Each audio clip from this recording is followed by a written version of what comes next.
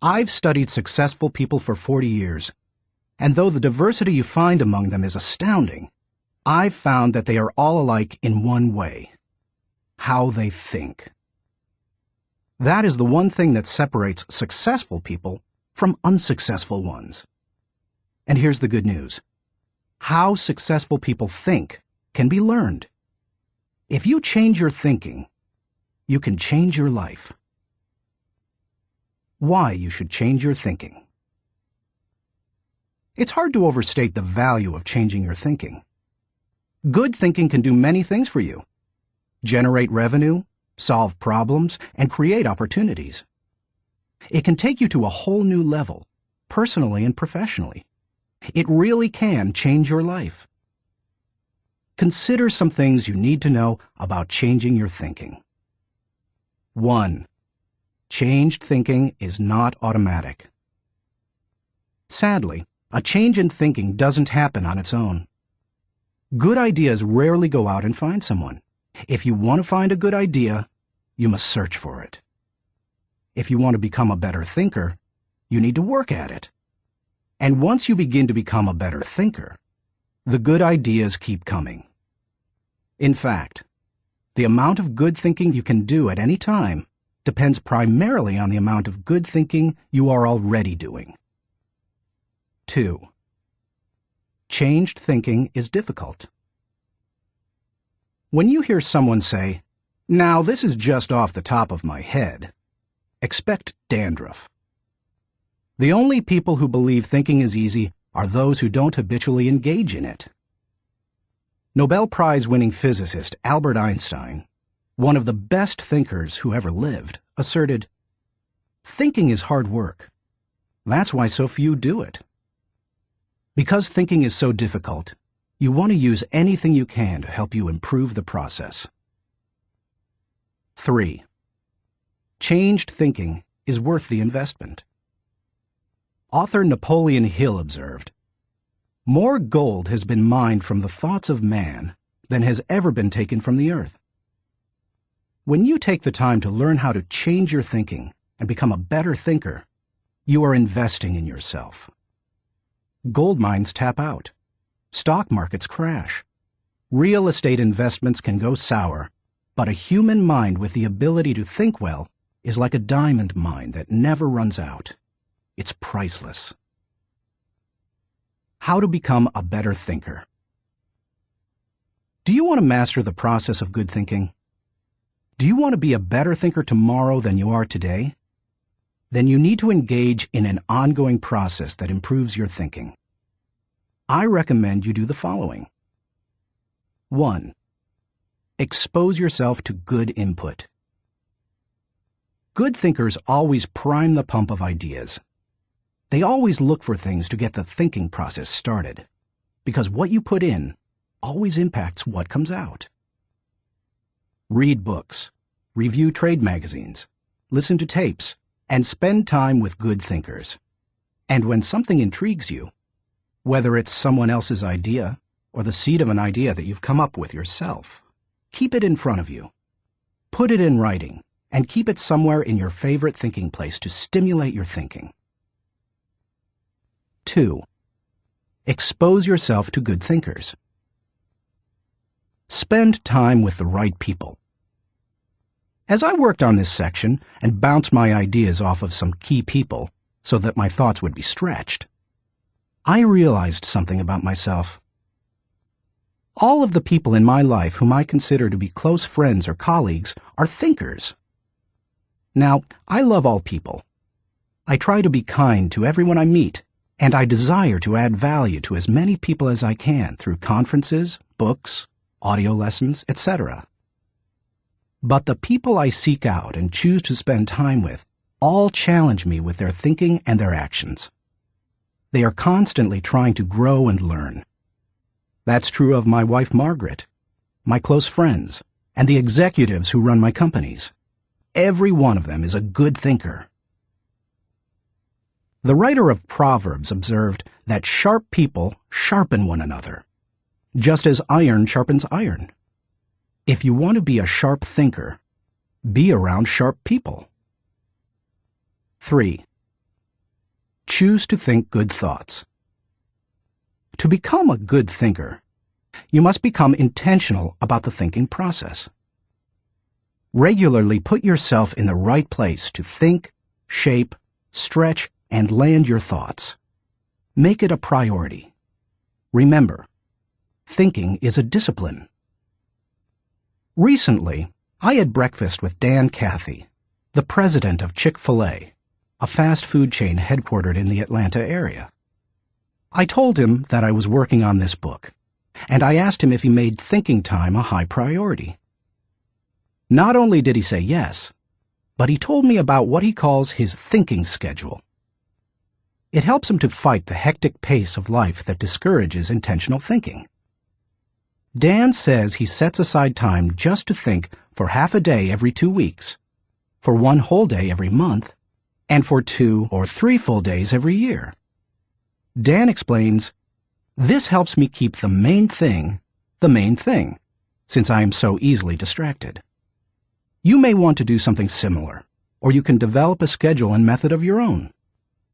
No matter what you choose to do, go to your thinking place, take paper and pen, and make sure you capture your ideas in writing. 4. Act on your good thoughts. Ideas have a short shelf life. You must act on them before the expiration date. World War I flying ace Eddie Rickenbacker said it all when he remarked, "I can give you a 6-word formula for success. Think things through, then follow through." 5. Allow your emotions to create another good thought. To start the thinking process, you cannot rely on your feelings. In Failing Forward, I wrote that you can act your way into feeling long before you can feel your way into action. If you wait until you feel like doing something, you will likely never accomplish it. The same is true for thinking. You cannot wait until you feel like thinking to do it. However, I found that once you engage in the process of good thinking, you can use your emotions to feed the process and create mental momentum. Try it for yourself. After you go through the disciplined process of thinking and enjoy some success, allow yourself to savor the moment and try riding the mental energy of that success. If you're like me, it's likely to spur additional thoughts and productive ideas. 6. Repeat the process. One good thought does not make a good life. The people who have one good thought and try to ride it for an entire career often end up unhappy or destitute. They are the one-hit wonders, the one-book authors, the one-message speakers, the one-time inventors who spend their life struggling to protect or promote their single idea. Success comes to those who have an entire mountain of gold that they continually mine, not those who find one nugget and try to live on it for 50 years. To become someone who can mine a lot of gold, you need to keep repeating the process of good thinking. Putting yourself in the right place to think. Becoming a good thinker isn't overly complicated. It's a discipline. If you do the 6 things I have outlined, you will set yourself up for a lifestyle of better thinking. But what do you do to come up with specific ideas on a day-to-day basis? I want to teach you the process that I've used to discover and develop good thoughts. It's certainly not the only one that works, but it has worked well for me. 1. Find a place to think your thoughts. If you go to your designated place to think, expecting to generate good thoughts, then eventually you will come up with some. Where is the best place to think? Everybody's different. Some people think best in the shower.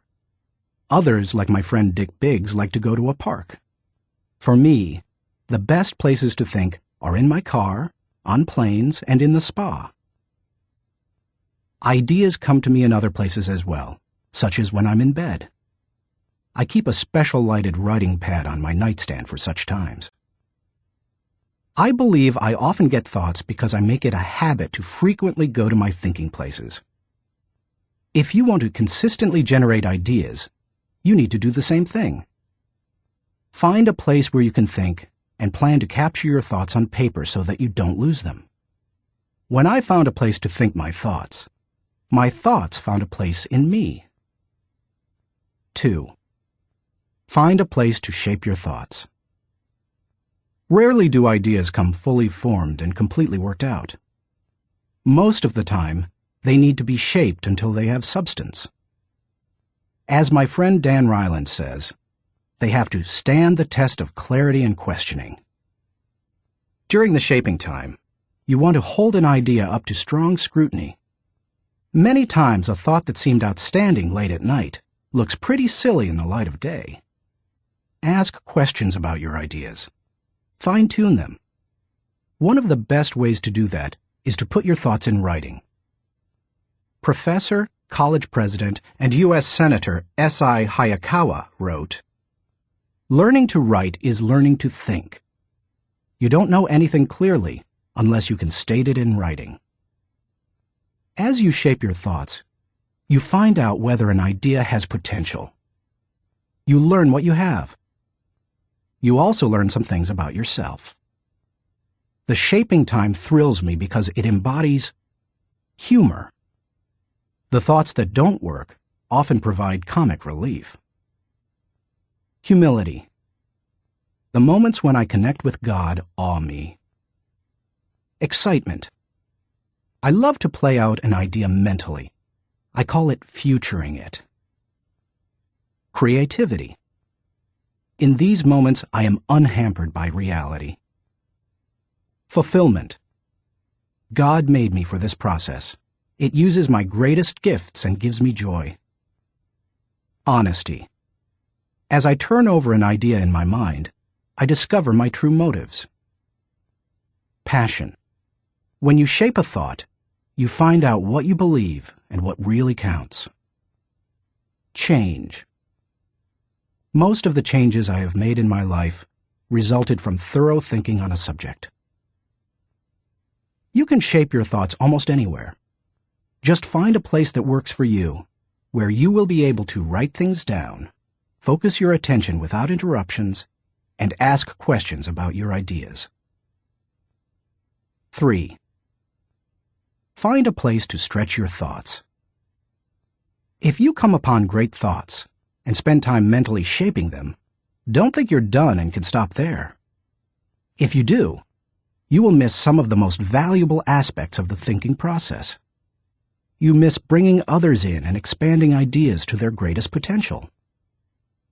Earlier in my life, I have to admit, I was often guilty of this error. I wanted to take an idea from seed thought to solution before sharing it with anyone, even the people it would most impact. I did this both at work and at home.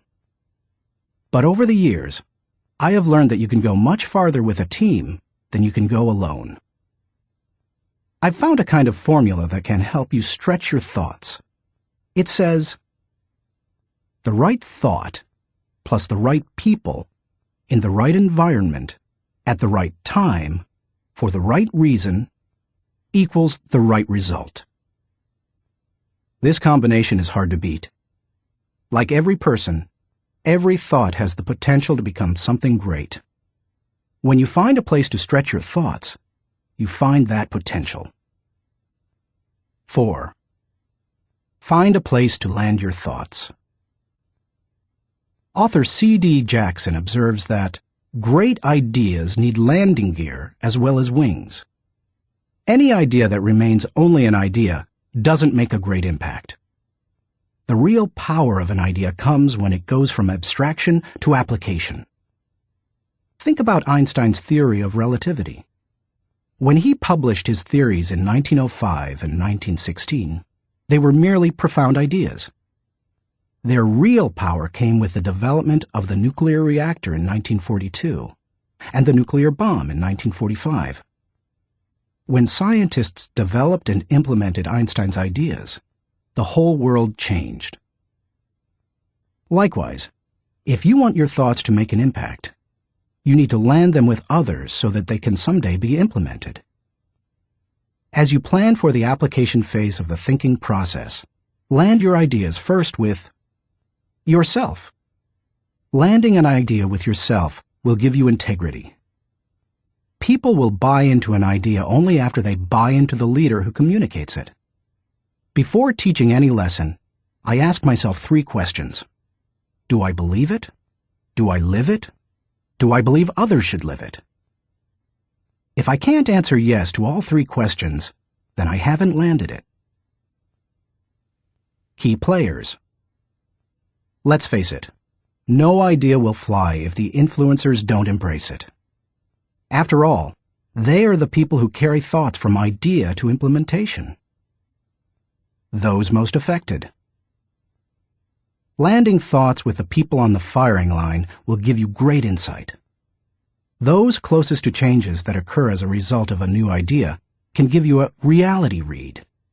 And that's important, because sometimes even when you've diligently completed the process of creating a thought, shaping it, and stretching it with other good thinkers, you can still miss the mark. 5. Find a place to fly your thoughts. French philosopher Henri-Louis Bergson, who won the Nobel Prize in Literature in 1927, asserted that a person should think like a man of action, act like a man of thought. What good is thinking if it has no application in real life? Thinking divorced from actions cannot be productive. Learning how to master the process of thinking well leads you to productive thinking.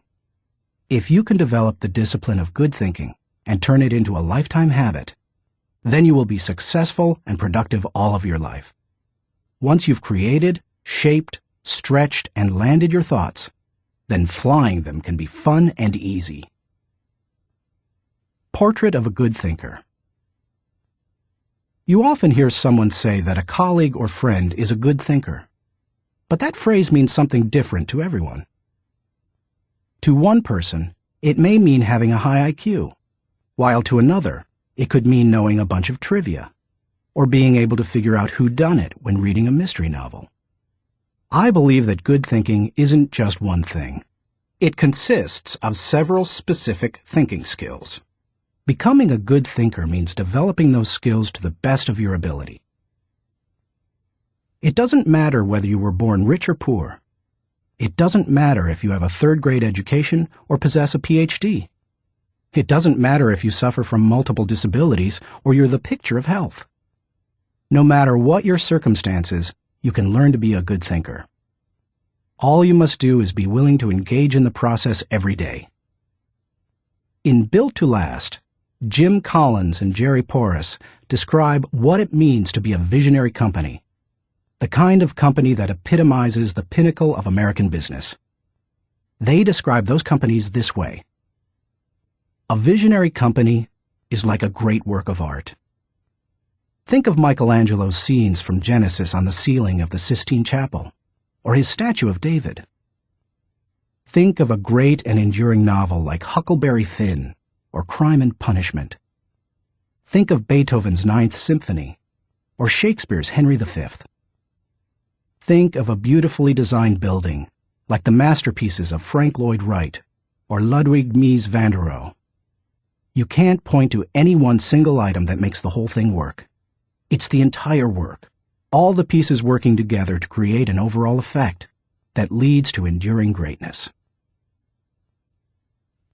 Good thinking is similar. You need all the thinking pieces to become the kind of person who can achieve great things. Those pieces include the following 11 skills. Seeing the wisdom of big picture thinking. Unleashing the potential of focused thinking. Discovering the joy of creative thinking. Recognizing the importance of realistic thinking. Releasing the power of strategic thinking. Feeling the energy of possibility thinking. Embracing the lessons of reflective thinking.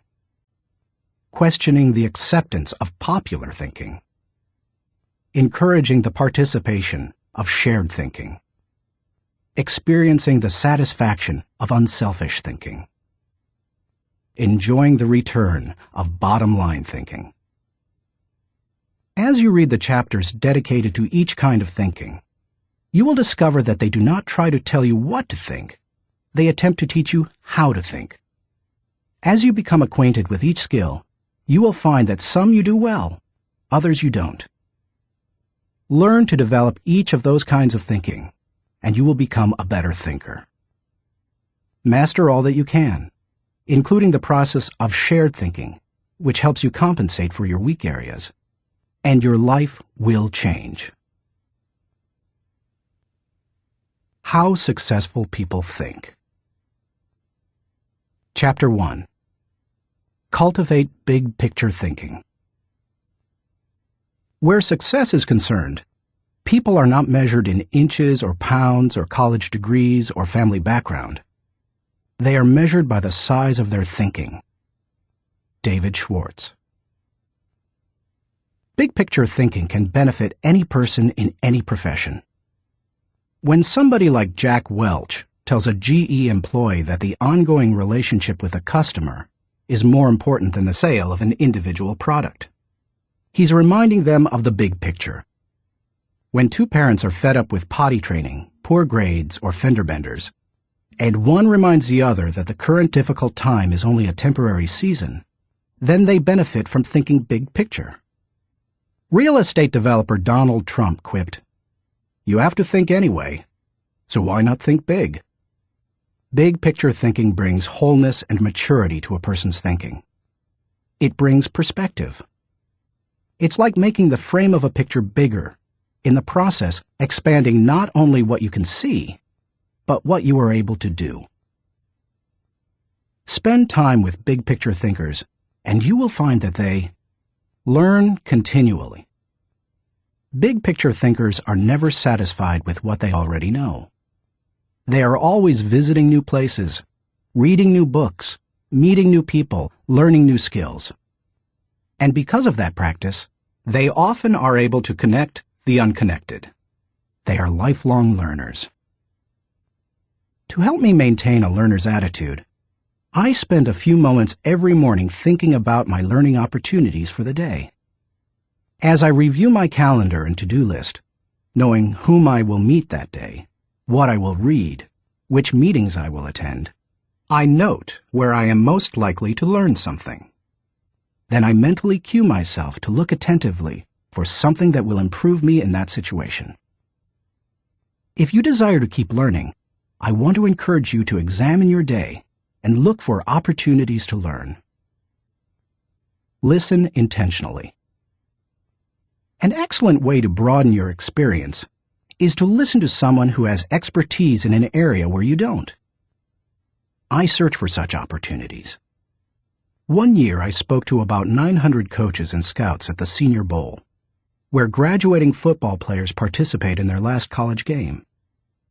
I had the opportunity, along with my son-in-law Steve Miller, to have dinner with NFL head coaches Dave Wanstead and Butch Davis. It's not often that you get such an opportunity, so I asked them questions about teamwork and spent a lot of time listening to them. At the end of the evening, as Steve and I were walking to our car, he said to me, "John, I bet you asked those coaches 100 questions tonight." "If I'm going to learn and grow," I replied, "I must know what questions to ask and know how to apply the answers to my life." Listening has taught me a lot more than talking. When you meet with people, it's good to have an agenda so that you can learn.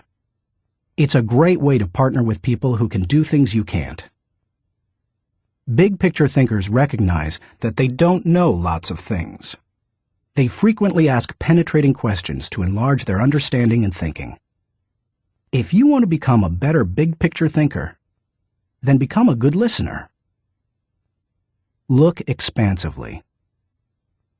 Writer Henry David Thoreau wrote, "Many an object is not seen, though it falls within the range of our visual ray, because it does not come within the range of our intellectual ray."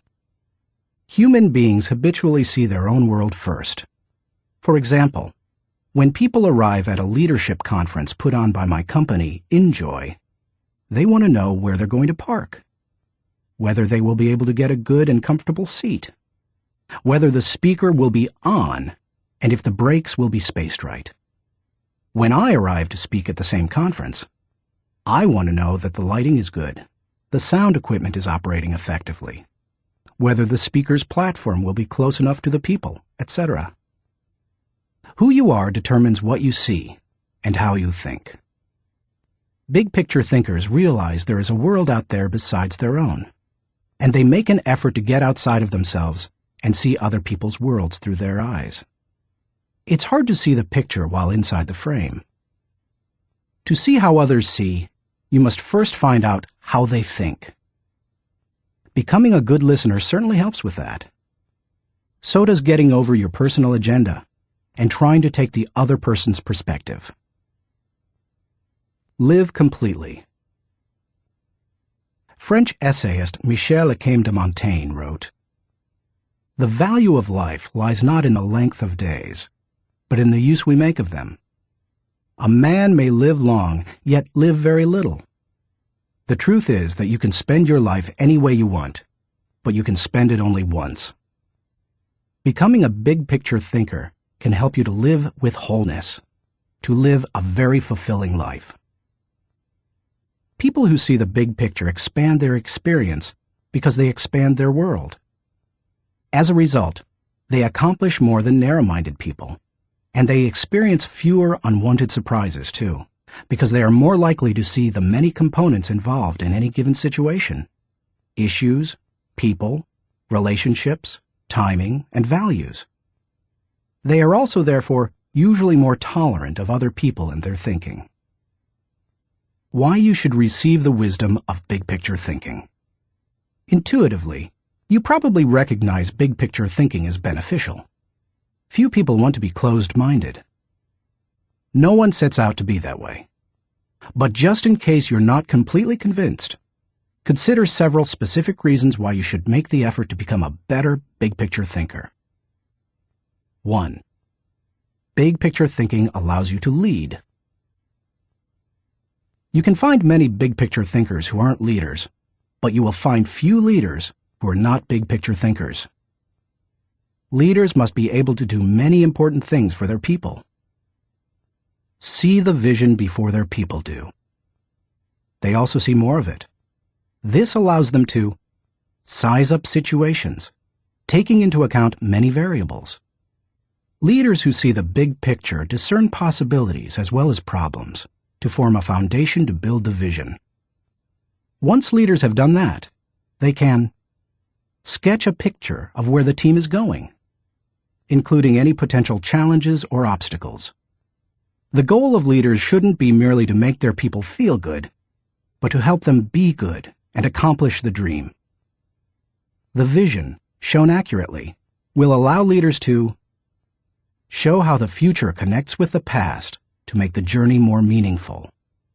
When leaders recognize this need for connection and bridge it, then they can seize the moment when the timing is right. In leadership, when to move is as important as what you do. As Winston Churchill said, "There comes a special moment in everyone's life, a moment for which that person was born. When he seizes it, it is his finest hour." Whether building roads, planning a trip, or moving in leadership, big picture thinking allows you to enjoy more success. People who are constantly looking at the whole picture have the best chance of succeeding in any endeavor. 2. Big picture thinking keeps you on target. Thomas Fuller, chaplain to Charles II of England, observed, "He that is everywhere is nowhere. To get things done, you need focus. However, to get the right things done, you also need to consider the big picture. Only by putting your daily activities in the context of the big picture will you be able to stay on target." As Alvin Toffler says, "You've got to think about big things while you're doing small things, so that all the small things go in the right direction." 3. Big picture thinking allows you to see what others see. One of the most important skills you can develop in human relations is the ability to see things from the other person's point of view. It's one of the keys to working with clients, satisfying customers, maintaining a marriage, rearing children, helping those who are less fortunate, etc. All human interactions are enhanced by the ability to put yourself in another person's shoes. How? Look beyond yourself, your own interests, and your own world. When you work to consider an issue from every possible angle, examine it in the light of another's history, discover the interests and concerns of others, and try to set aside your own agenda, you begin to see what others see. And that is a powerful thing. 4. Big picture thinking promotes teamwork. If you participate in any kind of team activity, then you know how important it is that team members see the whole picture, not just their own part. Anytime a person doesn't know how his work fits with that of his teammates, then the whole team is in trouble. The better the grasp team members have of the big picture, the greater their potential to work together as a team. 5. Big picture thinking keeps you from being caught up in the mundane. Let's face it, some aspects of everyday life are absolutely necessary but thoroughly uninteresting. Big picture thinkers don't let the grind get to them because they don't lose sight of the all-important overview. They know that the person who forgets the ultimate is a slave to the immediate. 6. Big picture thinking helps you to chart uncharted territory. Have you ever heard the expression, "We'll cross that bridge when we come to it"? That phrase undoubtedly was coined by someone who had trouble seeing the big picture. The world was built by people who crossed bridges in their minds long before anyone else did. The only way to break new ground or move into uncharted territory is to look beyond the immediate and see the big picture. How to acquire the wisdom of big picture thinking. If you desire to seize new opportunities and open new horizons, then you need to add big picture thinking to your abilities.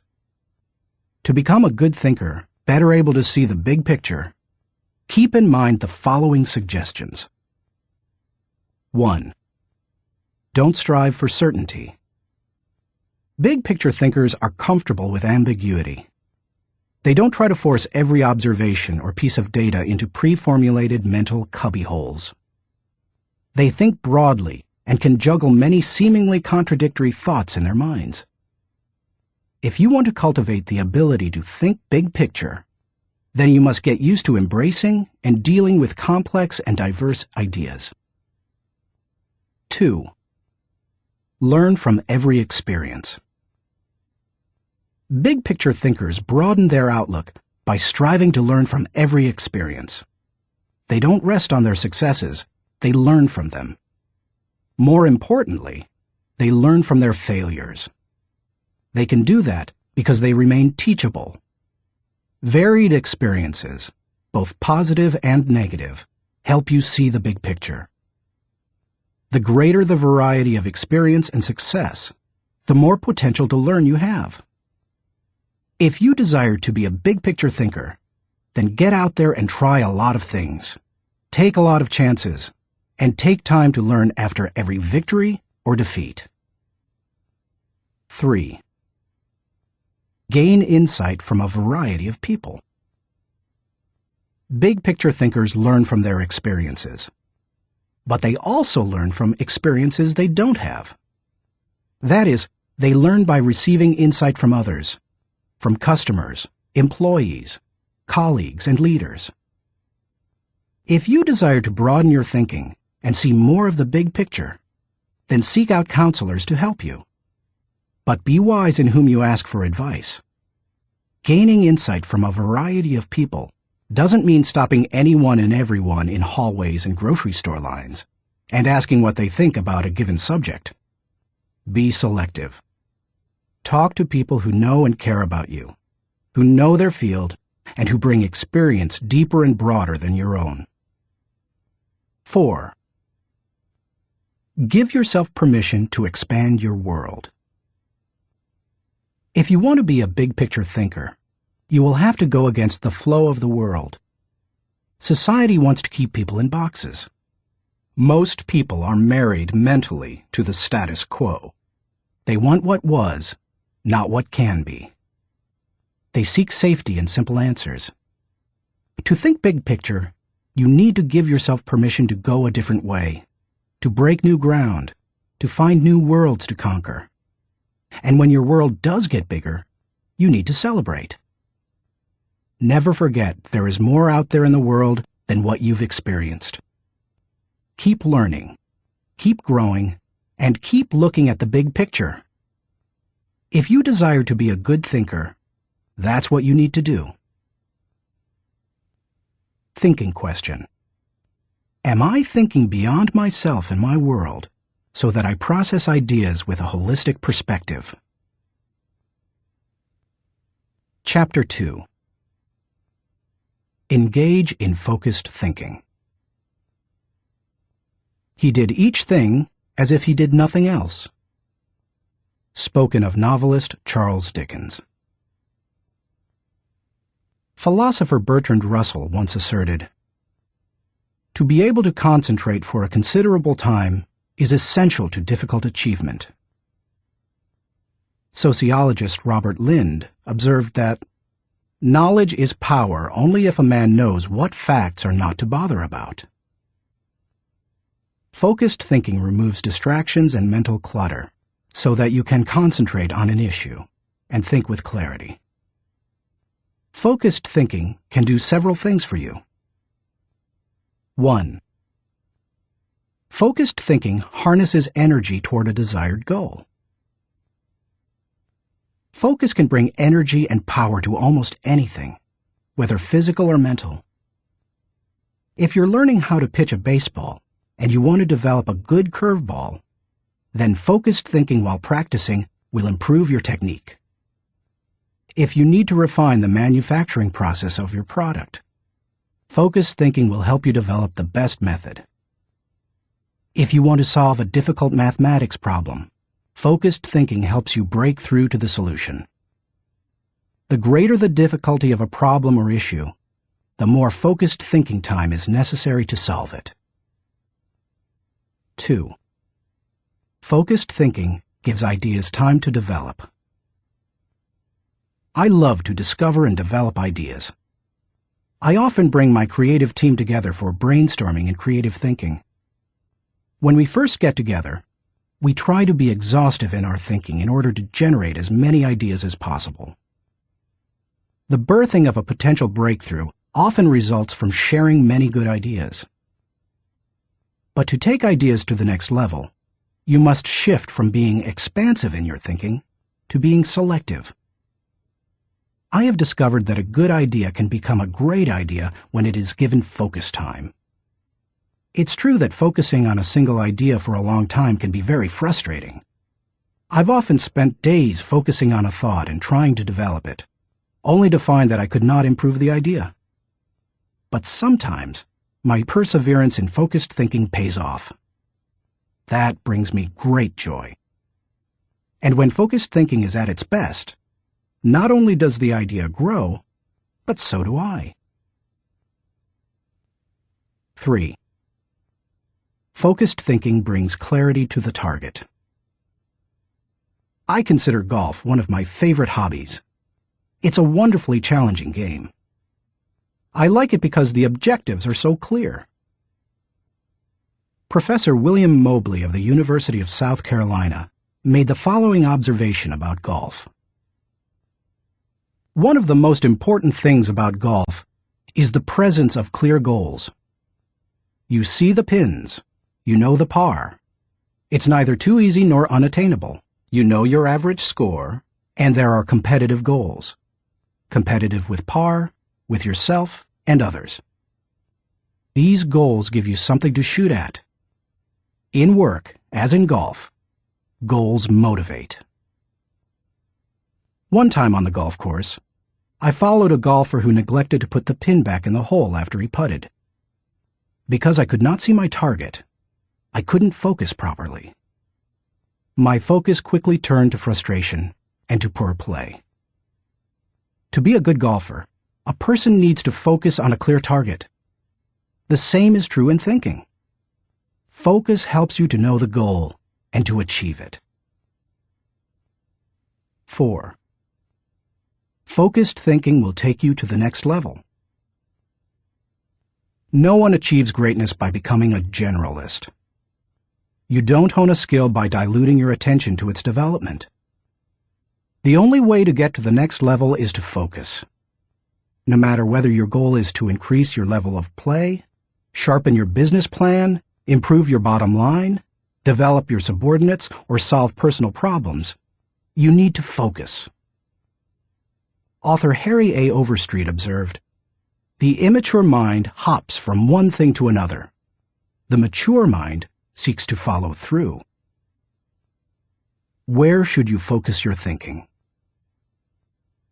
Does every area of your life deserve dedicated, focused thinking time? Of course, the answer is no. Be selective, not exhaustive, in your focused thinking.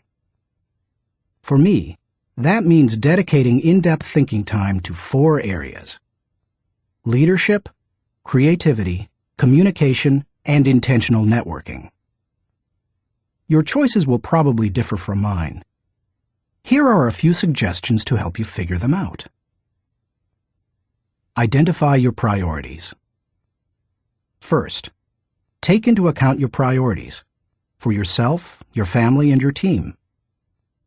Author, consultant, and award-winning thinker Edward de Bono quipped, "A conclusion is the place where you get tired of thinking." Unfortunately, many people land on priorities based on where they run out of steam. You certainly don't want to do that. Nor do you want to let others set your agenda. There are many ways to determine priorities. If you know yourself well, begin by focusing on your strengths, the things that make best use of your skills and God-given talents. You might also focus on what brings the highest return and reward. Do what you enjoy most and do best. You could use the 80-20 rule. Give 80% of your effort to the top 20%, most important, activities. Another way is to focus on exceptional opportunities that promise a huge return. It comes down to this. Give your attention to the areas that bear fruit. Discover your gifts. Not all people are self-aware and have a good handle on their own skills, gifts, and talents. They are a little like the comic strip character Charlie Brown.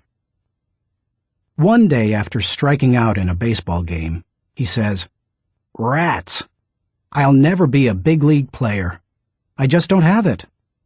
All my life I've dreamed of playing in the big leagues, but I'll never make it." To which Lucy replies, "Charlie Brown, you're thinking too far ahead. What you need to do is set more immediate goals for yourself." For a moment, Charlie Brown sees a ray of hope. "Immediate goals?" he says. "Yes," answers Lucy. "Start with the next inning. When you go out to pitch, see if you can walk out to the mound without falling down." I've met many individuals who grew up in a household full of Lucys. They received little encouragement or affirmation, and as a result, seem at a loss for direction. If you have that kind of background, you need to work extra hard to figure out what your gifts are. Take a personality profile such as DISC or Myers-Briggs. Interview positive friends and family members to see where they think you shine. Spend some time reflecting on past successes. If you're going to focus your thinking in your areas of strength, you need to know what they are. Develop your dream. If you want to achieve great things, you need to have a great dream. If you're not sure of your dream, use your focused thinking time to help you discover it. If your thinking has returned to a particular area time after time, you may be able to discover your dream there. Give it more focused time and see what happens. Once you find your dream, move forward without second-guessing. Take the advice of Satchel Paige. Don't look back. Something might be gaining on you. The younger you are, the more likely you will give your attention to many things. That's good, Because if you're young, you're still getting to know yourself, your strengths and weaknesses. If you focus your thinking on only one thing and your aspirations change, then you've wasted your best mental energy. As you get older and more experienced, the need to focus becomes more critical.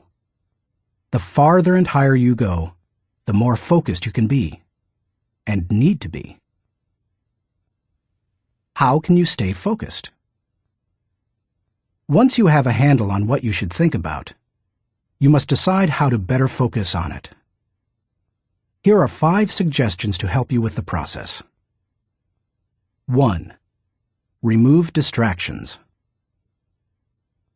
Removing distractions is no small matter in our current culture, but it's critical. How do you do it? First, by maintaining the discipline of practicing your priorities. Don't do easy things first, or hard things first, or urgent things first. Do first things first, the activities that give you the highest return. In that way, you keep the distractions to a minimum. Second, insulate yourself from distractions. I've found that I need blocks of time to think without interruptions. I've mastered the art of making myself unavailable when necessary and going off to my thinking place so that I can work without interruptions. Because of my responsibilities as founder of 3 companies, however, I am always aware of the tension between my need to remain accessible to others as a leader and my need to withdraw from them to think. The best way to resolve the tension is to understand the value of both activities. Walking slowly through the crowd allows me to connect with people and know their needs. Withdrawing from the crowd allows me to think of ways to add value to them. My advice to you is to place value on and give attention to both. If you naturally withdraw, then make sure to get out among people more often. If you're always on the go and rarely withdraw for thinking time, then remove yourself periodically so that you can unleash the potential of focused thinking. And wherever you are, be there. 2. Make time for focused thinking. Once you have a place to think, you need the time to think. Because of the fast pace of our culture, people tend to multitask, but that's not always a good idea. Switching from task to task can cost you up to 40% efficiency. According to researchers, if you're trying to accomplish many things at the same time, you'll get more done by focusing on one task at a time, not by switching constantly from one task to another. Years ago, I realized that my best thinking time occurs in the morning. Whenever possible, I reserve my mornings for thinking and writing. One way to gain time for focused thinking is to impose upon yourself a rule that one company implemented. Don't allow yourself to look at email until after 10 a.m. Instead, focus your energies on your number 1 priority. Put non-productive time wasters on hold so that you can create thinking time for yourself. 3.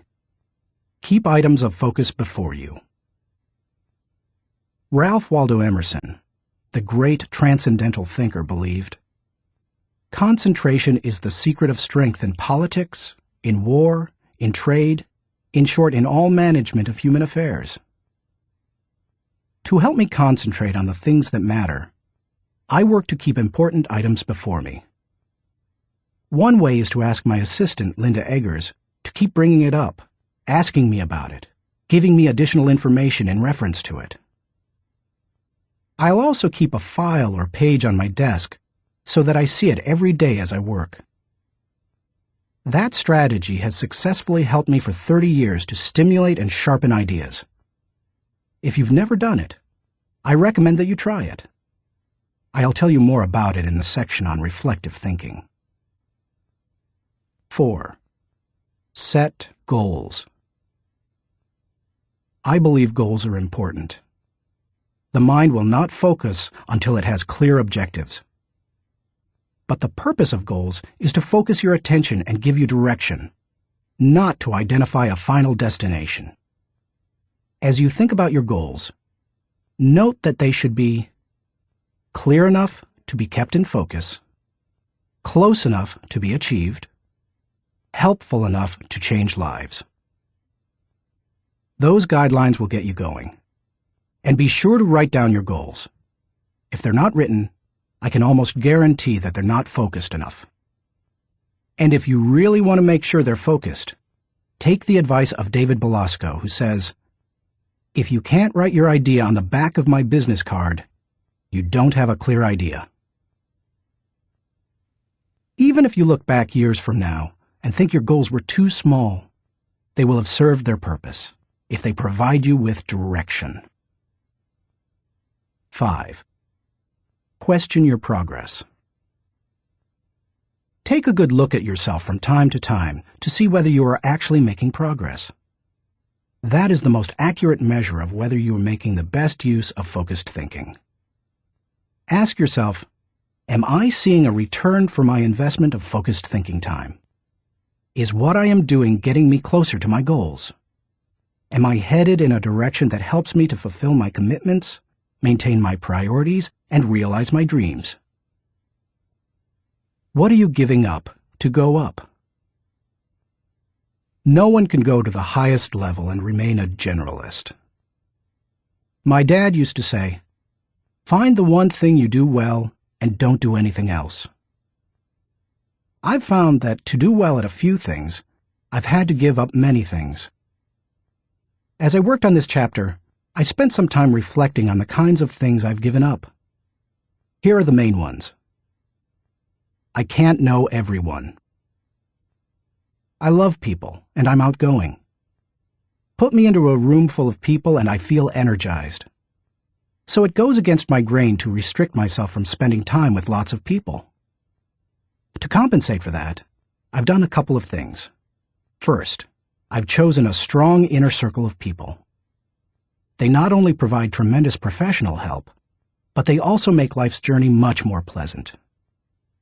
Second, I ask certain friends to catch me up on what's happening in the lives of other friends. I usually do that when I'm traveling and can't block out the time I would need for focused thinking. I can't do everything. There are only a few exceptional opportunities in any person's lifetime. That's why I strive for excellence in a few things, rather than a good performance in many. That's cost me. Because of my workload, I also have to skip doing many things that I would love to do. For example, every week I hand off projects that I think would be fun to do myself. I practice the 10-80-10 principle with the people to whom I'm delegating a task. I help with the first 10% by casting vision, laying down parameters, providing resources, and giving encouragement.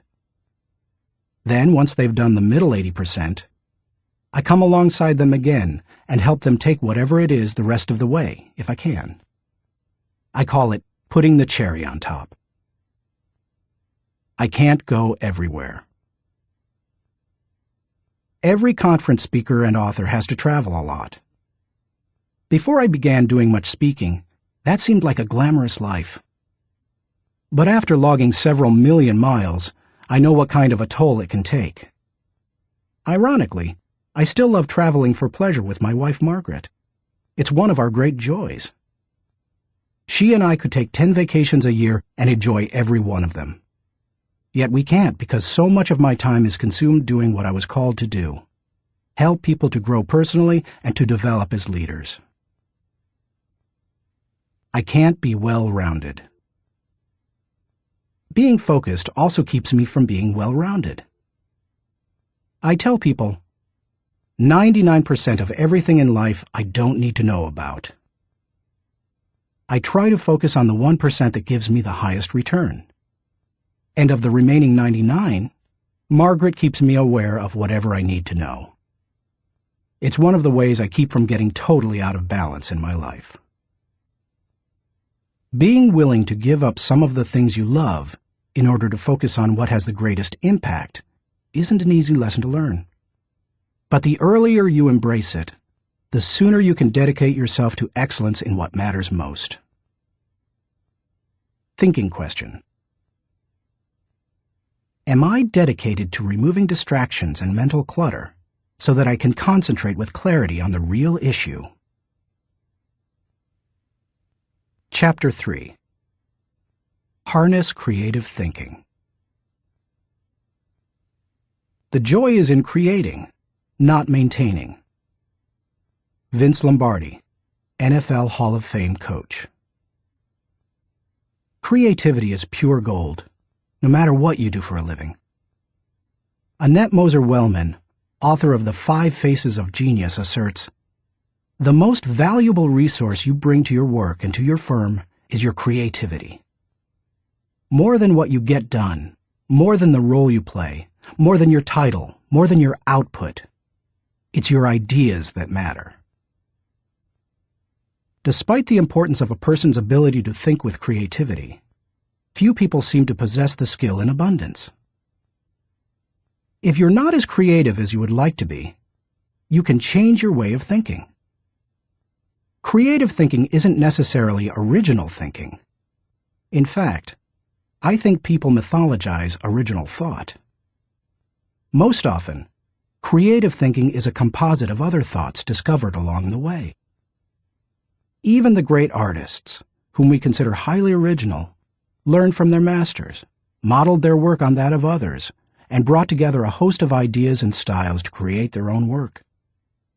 Study art, and you will see threads that run through the work of all artists and artistic movements, connecting them to other artists who went before them. Characteristics of creative thinkers. Perhaps you're not even sure what I mean when I ask whether you are a creative thinker. Consider some characteristics that creative thinkers have in common. Creative thinkers value ideas. Annette Moser-Wellman observes, "Highly creative people are dedicated to ideas. They don't rely on their talent alone. They rely on their discipline. Their imagination is like a second skin. They know how to manipulate it to its fullest." Creativity is about having ideas, lots of them. You will have ideas only if you value ideas. Creative thinkers explore options. I've yet to meet a creative thinker who didn't love options. Exploring a multitude of possibilities helps to stimulate the imagination, and imagination is crucial to creativity. As Albert Einstein put it, imagination is more important than knowledge. People who know me well will tell you that I place a very high value on options. Why?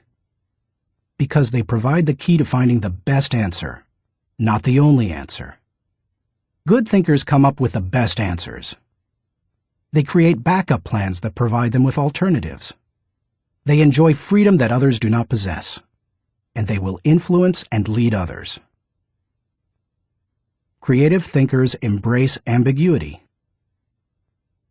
Writer H.L. Mencken said, "It is the dull man who is always sure, and the sure man who is always dull." Creative people don't feel the need to stamp out uncertainty. They see all kinds of inconsistencies and gaps in life, and they often take delight in exploring those gaps, or in using their imagination to fill them in. Creative thinkers celebrate the offbeat. Creativity, by its very nature, often explores off the beaten path and goes against the grain.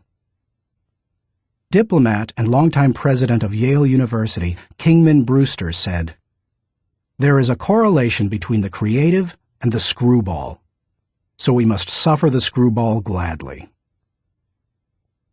To foster creativity in yourself or others, be willing to tolerate a little oddness. Creative thinkers connect the unconnected. Because creativity utilizes the ideas of others, there's great value in being able to connect one idea to another, especially to seemingly unrelated ideas. Graphic designer Tim Hansen says, "Creativity is especially expressed in the ability to make connections, to make associations, to turn things around and express them in a new way. Creating additional thoughts is like taking a trip in your car. You may know where you are going, but only as you move toward your destination can you see and experience things in a way not possible before you started. Creative thinking works something like this. Think, then collect, then create, then correct, then connect. Once you begin to think, you are free to collect. You ask yourself, what material relates to this thought? Once you have the material, you ask, what ideas can make the thought better? That can start to take an idea to the next level. After that, you can correct or refine it by asking, what changes can make these ideas better? Finally, you connect the ideas by positioning them in the right context to make the thought complete and powerful. Creative thinkers don't fear failure. Creativity demands the ability to be unafraid of failure, because creativity equals failure. You may be surprised to hear such a statement, but it's true. Charles Frankel asserts that anxiety is the essential condition of intellectual and artistic creation. Creativity requires a willingness to look stupid. It means getting out on a limb, knowing that the limb often breaks. Creative people know these things and still keep searching for new ideas. They just don't let the ideas that don't work prevent them from coming up with more ideas that do work. Why you should discover the joy of creative thinking. Creativity can improve a person's quality of life. Here are 5 specific things creative thinking has the potential to do for you. 1. Creative thinking adds value to everything. Wouldn't you enjoy a limitless reservoir of ideas that you could draw upon at any time? That's what creative thinking gives you. For that reason, no matter what you are currently able to do, creativity can increase your capabilities.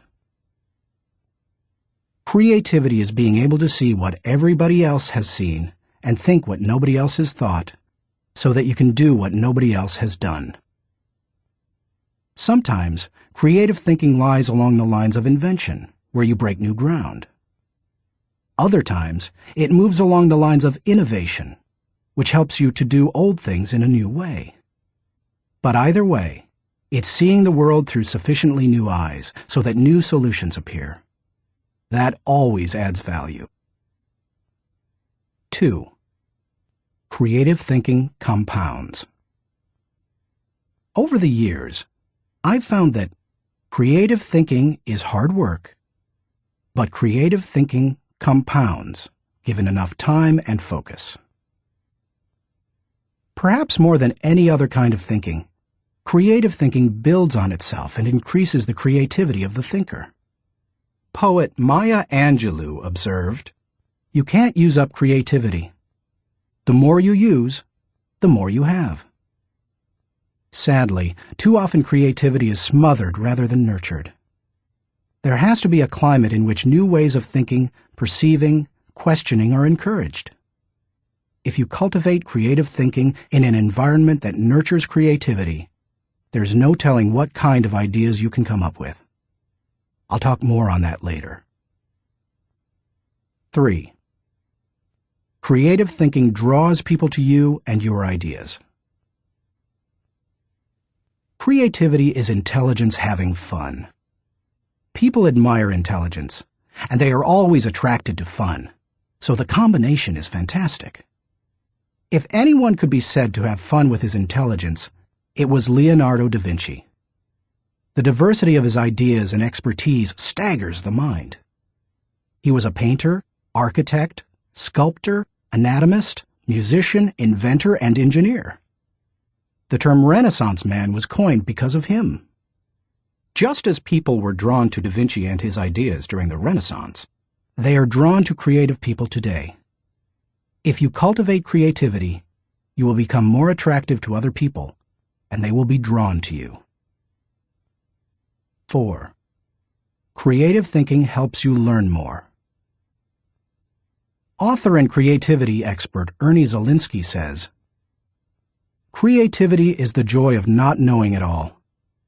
The joy of not knowing it all refers to the realization that we seldom, if ever, have all the answers. We always have the ability to generate more solutions to just about any problem. Being creative is being able to see or imagine a great deal of opportunity to life's problems. Creativity is having options." It almost seems too obvious to say, but if you are always actively seeking new ideas, you will learn. Creativity is teachability. It's seeing more solutions than problems. And the greater the quantity of thoughts, the greater the chance for learning something new. 5. Creative thinking challenges the status quo. If you desire to improve your world, or even your own situation, then creativity will help you. The status quo and creativity are incompatible. Creativity and innovation always walk hand in hand. How to discover the joy of creative thinking. At this point, you may be saying, "Okay, I'm convinced that creative thinking is important. But how do I find the creativity within me? How do I discover the joy of creative thought?" Here are 5 ways to do it. 1. Remove creativity killers. Economics professor and humor author Stephen Leacock said, "Personally, I would sooner have written Alice in Wonderland than the whole Encyclopedia Britannica." He valued the warmth of creativity over cold facts. If you do too, then you need to eliminate attitudes that devalue creative thinking. Take a look at the following phrases. They are almost guaranteed to kill creative thinking anytime you hear or think them. "I'm not a creative person." "Follow the rules." "Don't ask questions." "Don't be different." "Stay within the lines." "There is only one way." "Don't be foolish." "Be practical." "Be serious." "Think of your image." "That's not logical." "It's not practical." "It's never been done." "It can't be done." "It didn't work for them." "We tried that before." "It's too much work." "We can't afford to make a mistake." "It will be too hard to administer." "We don't have the time." "We don't have the money." "Yes, but..." Play is frivolous. Failure is final. If you think you have a great idea, don't let anyone talk you out of it, even if it sounds foolish. Don't let yourself or anyone else subject you to creativity killers.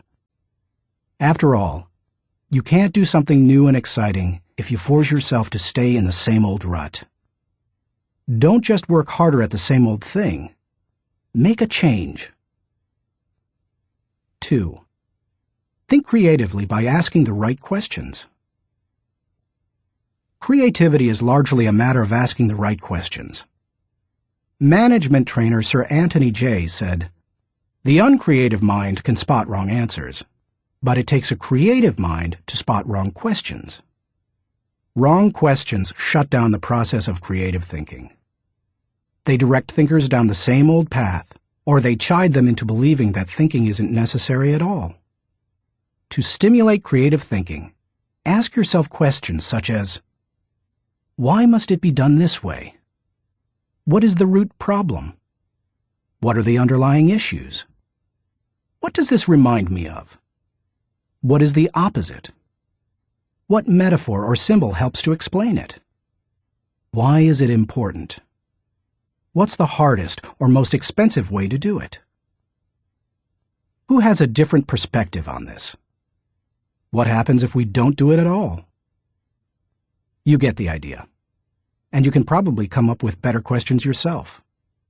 Physicist Tom Hirschfeld observed, "If you don't ask why this often enough, somebody will ask, why you?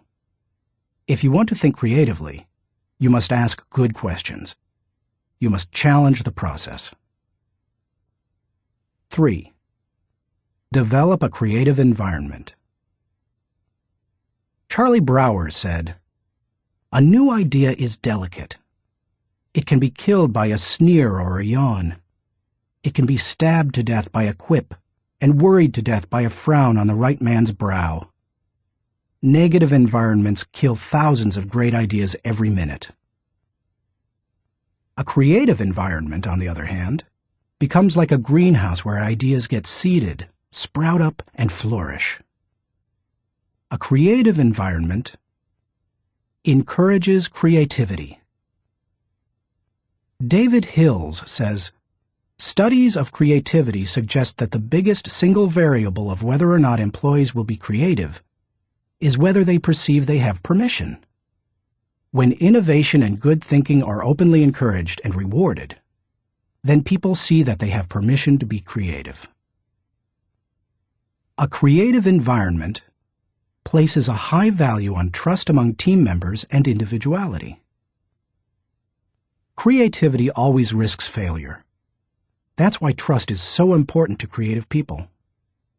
In the creative process, trust comes from people working together, from knowing that people on the team have experience launching successful, creative ideas, and from the assurance that creative ideas won't go to waste because they will be implemented. A creative environment embraces those who are creative. Creative people celebrate the offbeat. How should creative people be treated? I take the advice of Tom Peters. Weed out the dullards, nurture the nuts. I do that by spending time with them, which I enjoy anyway. I especially like to pull people into brainstorming sessions. People look forward to an invitation to such meetings because the time will be filled with energy, ideas, and laughter. And the odds are high that a new project, seminar, or business strategy will result. When that happens, they also know a party's coming. A creative environment focuses on innovation, not just invention. Sam Weston, creator of the popular action figure G.I. Joe, said, "Truly groundbreaking ideas are rare, but you don't necessarily need one to make a career out of creativity." My definition of creativity is the logical combination of two or more existing elements that result in a new concept. The best way to make a living with your imagination is to develop innovative applications, not imagine completely new concepts. Creative people say, "Give me a good idea, and I'll give you a better idea." A creative environment is willing to let people go outside the lines. Most people automatically stay within lines, even if those lines have been arbitrarily drawn or are terribly out of date. Remember, most limitations we face are not imposed on us by others. We place them on ourselves. Lack of creativity often falls into that category. If you want to be more creative, challenge boundaries. Inventor Charles Kettering said, "All human development, no matter what form it takes, must be outside the rules. Otherwise, we would never have anything new." A creative environment takes that into account. A creative environment appreciates the power of a dream. A creative environment promotes the freedom of a dream. A creative environment encourages the use of a blank sheet of paper and the question, if we could draw a picture of what we want to accomplish, what would that look like?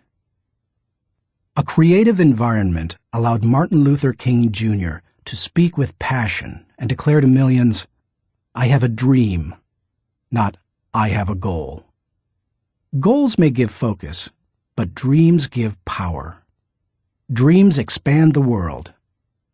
That is why James Allen suggested that dreamers are the saviors of the world. The more creativity-friendly you can make your environment, the the more potential it has to become creative. 4. Spend time with other creative people. What if the place you work has an environment hostile to creativity, and you possess little ability to change it? One possibility is to change jobs. But what if you desire to keep working there despite the negative environment? Your best option is to find a way to spend time with other creative people. Creativity is contagious. Have you ever noticed what happens during a good brainstorming session? One person throws out an idea. Another person uses it as a springboard to discover another idea. Someone else takes it in yet another, even better direction. Then somebody grabs hold of it and takes it to a whole new level. The interplay of ideas can be electric. I have a strong group of creative individuals in my life. I make sure to spend regular time with them. When I leave them, I always feel energized. I'm full of ideas, and I see things differently. They truly are indispensable to my life. It's a fact that you begin to think like the people you spend a lot of time with. The more time you can spend with creative people, engaging in creative activities, the more creative you will become. 5. Get out of your box.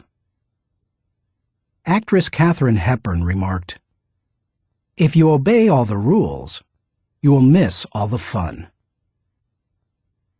While I don't think it's necessary to break all the rules, many are in place to protect us, I do think it's unwise to allow self-imposed limitations to hinder us. Creative thinkers know that they must repeatedly break out of the box of their own history and personal limitations in order to experience creative breakthroughs. The most effective way to help yourself get out of the box is to expose yourself to new paradigms. One way you can do that is by traveling to new places. Explore other cultures, countries, and traditions. Find out how people very different from you live and think. Another is to read on new subjects. I'm naturally curious and love to learn, but I still have a tendency to read books only on my favorite subjects, such as leadership. I sometimes have to force myself to read books that broaden my thinking, because I know it's worth it. If you want to break out of your own box, get into somebody else's. Read broadly. Many people mistakenly believe that if individuals aren't born with creativity, they will never be creative. But you can see from the many strategies and examples I've given that creativity can be cultivated in the right supportive environment. Thinking question. Am I working to break out of my box of limitations so that I explore ideas and options to experience creative breakthroughs? Chapter 4. Employ realistic thinking. The first responsibility of a leader is to define reality. Max Dupree, Chairman of the Board of Herman Miller Incorporated. As anyone knows who's been out of school for a few years, there's usually a huge gap between a college education and the reality of the working world. Honestly, early in my career, I went out of my way to avoid too much realistic thinking because I thought it would interfere with my creative thinking. But as I've grown, I've come to realize that realistic thinking adds to my life. Reality check. Reality is the difference between what we wish and what is. It took some time for me to evolve into a realistic thinker. The process went in phases. First, I did not engage in realistic thinking at all. After a while, I realized that it was necessary, so I began to engage in it occasionally. But I didn't like it, because I thought it was too negative. And any time I could delegate it, I did. Eventually, I found that I had to engage in realistic thinking if I was going to solve problems and learn from my mistakes. And in time, I became willing to think realistically before I got in trouble and make it a continual part of my life. Today, I encourage my key leaders to think realistically. We make realistic thinking the foundation of our business because we derive certainty and security from it. Why you should recognize the importance of realistic thinking. If you're a naturally optimistic person, as I am, you may not possess great desire to become a more realistic thinker. But cultivating the ability to be realistic in your thinking will not undermine your faith in people, nor will it lessen your ability to see and seize opportunities. Instead, it will add value to you in other ways. 1. Realistic thinking minimizes downside risk. Actions always have consequences. Realistic thinking helps you to determine what those consequences could be. And that's crucial, because only by recognizing and considering consequences can you plan for them. If you plan for the worst-case scenario, you can minimize the downside risk. 2. Realistic thinking gives you a target and a game plan. I've known business people who were not realistic thinkers. Here's the good news. They were very positive and had a high degree of hope for their business. Here's the bad news. Hope is not a strategy. Realistic thinking leads to excellence in leadership and management because it requires people to face reality. They begin to define their target and develop a game plan to hit it. When people engage in realistic thinking, they also begin to simplify practices and procedures, which results in better efficiency. Truthfully, in business, only a few decisions are important. Realistic thinkers understand the difference between the important decisions and those that are merely necessary in the normal course of business. The decisions that matter relate directly to your purpose. James Allen was right when he wrote, "Until thought is linked with purpose, there is no intelligent accomplishment." 3. Realistic thinking is a catalyst for change. People who rely on hope for their success rarely make change a high priority. If you have only hope, you imply that achievement and success are out of your hands. It's a matter of luck or chance. Why bother changing? Realistic thinking can dispel that kind of wrong attitude. There's nothing like staring reality in the face to make a person recognize the need for change. Change alone doesn't bring growth, but you cannot have growth without change. 4. Realistic thinking provides security. Anytime you have thought through the worst that can happen, and you have developed contingency plans to meet it, you become more confident and secure. It's reassuring to know that you are unlikely to be surprised. Disappointment is the difference between expectations and reality. Realistic thinking minimizes the difference between the two. 5. Realistic thinking gives you credibility. Realistic thinking helps people to buy into the leader and his or her vision. Leaders continually surprised by the unexpected soon lose credibility with their followers. On the other hand, leaders who think realistically and plan accordingly position their organizations to win. That gives their people confidence in them. The best leaders ask realistic questions before casting vision. They ask themselves things like, is it possible? Does this dream include everyone or just a few? Have I identified and articulated the areas that will make this dream difficult to achieve? 6. Realistic thinking provides a foundation to build on. Thomas Edison observed, "The value of a good idea is in using it." The bottom line on realistic thinking is that it helps you to make an idea usable by taking away the wish factor. Most ideas and efforts don't accomplish their intended results because they rely too much on what we wish rather than what is. You can't build a house in midair. It needs a solid foundation. Ideas and plans are the same. They need something concrete on which to build. Realistic thinking provides that solid foundation. 7. Realistic thinking is a friend to those in trouble. If creativity is what you would do if you were unafraid of the possibility of failure, then reality is dealing with failure if it does happen. Realistic thinking gives you something concrete to fall back on during times of trouble, which can be very reassuring. Certainty in the midst of uncertainty brings stability. 8. Realistic thinking brings the dream to fruition.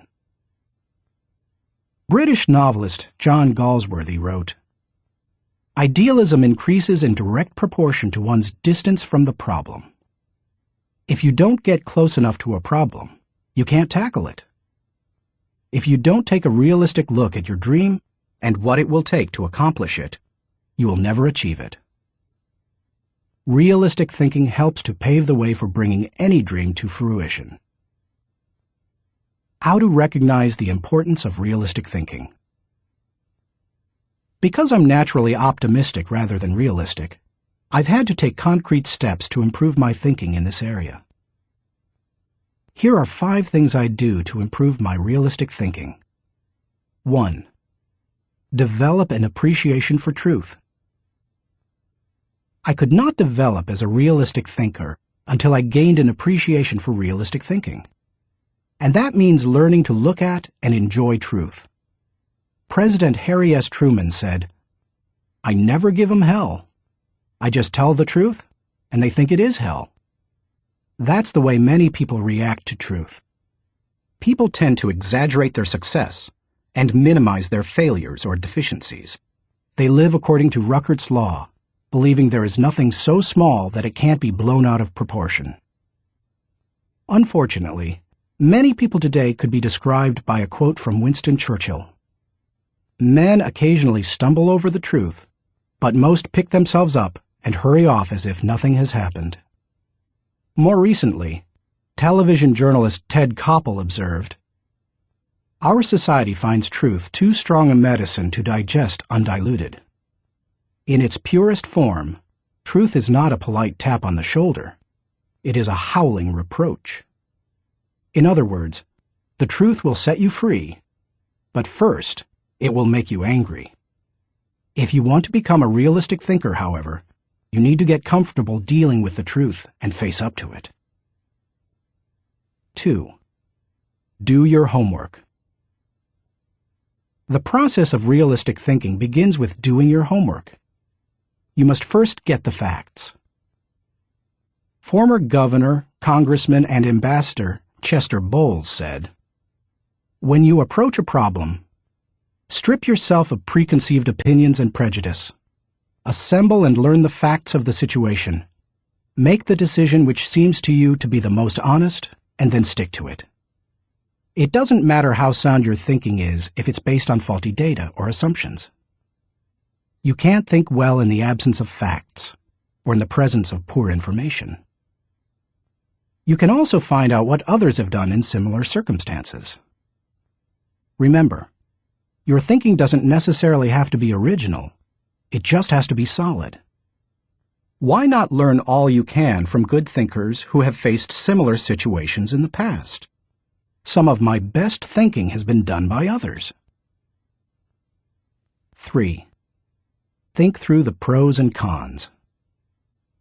There's nothing like taking the time to really examine the pros and cons of an issue to give you a strong dose of reality.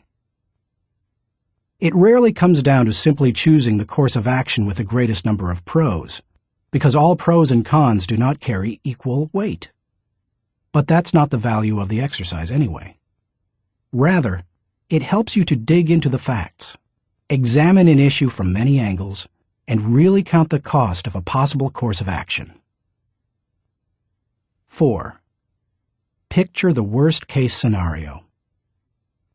The essence of realistic thinking is discovering, picturing, and examining the worst-case scenario. Ask yourself questions such as, what if sales fall short of projections? What if revenue hits rock bottom? Not an optimist's rock bottom, but real rock bottom. What if we don't win the account? What if the client doesn't pay us? What if we have to do the job short-handed? What if our best player gets sick? What if all the colleges reject my application? What if the market goes belly up? What if the volunteers quit? What if nobody shows up? You get the idea. The point is that you need to think about worst-case possibilities, whether you are running a business, leading a department, pastoring a church, coaching a team, or planning your personal finances. Your goal isn't to be negative or to expect the worst, just to be ready for it in case it happens. That way, you give yourself the best chance for a positive result, no matter what. If you picture the worst case and examine it honestly, then you really have experienced a reality check. You're ready for anything. As you do that, take the advice of Charles Hole, who advised, "Deliberate with caution, but act with decision, and yield with graciousness, or oppose with firmness." 5. Align your thinking with your resources. One of the keys to maximizing realistic thinking is aligning your resources with your objectives. Looking at pros and cons and examining worst-case scenarios will make you aware of any gaps between what you desire and what really is. Once you know what those gaps are, you can use your resources to fill them. After all, that's what resources are for. Super Bowl, Superdome, Super Security. Our country received lessons in realistic thinking following the tragedy of September 11, 2001. The destruction of the World Trade Center buildings in New York City far surpassed any worst-case scenarios that anyone might have envisioned. In the wake of that event, we now find that we don't have the luxury of avoiding or neglecting realistic thinking. I was reminded of that on Sunday, February 3, 2002, when I attended the Super Bowl in New Orleans, Louisiana. I had been to the big game twice before to root for the home team, first San Diego and later Atlanta, and had seen both teams lose. But I had never been to a game like this. The occasion had been designated a national security special event. That meant that the U.S. Secret Service would be overseeing it. Military personnel would work with local law enforcement, and security would be of the highest caliber. The Secret Service brought in several hundred agents and secured the area. In preparation for the game, access to the Superdome was highly restricted, with intensified screening. Officials blocked off roads, closed the nearby interstate, and designated the area a no-fly zone. We arrived early at the Dome. Officials suggested fans arrive up to 5 hours ahead of game time, and we immediately saw evidence of the precautionary measures. 8-foot fences surrounded the whole area, and concrete barriers prevented unauthorized vehicles from getting close to the building. We could see sharpshooters positioned at various locations, including on the roof of some adjacent buildings. When we reached a gate, police officers and security personnel patted us down and examined everyone's belongings. After that, they directed us to go through metal detectors. Only then did they allow us into the stadium. That's all well and good, you may be saying, but what would have happened had there been a terrorist attack?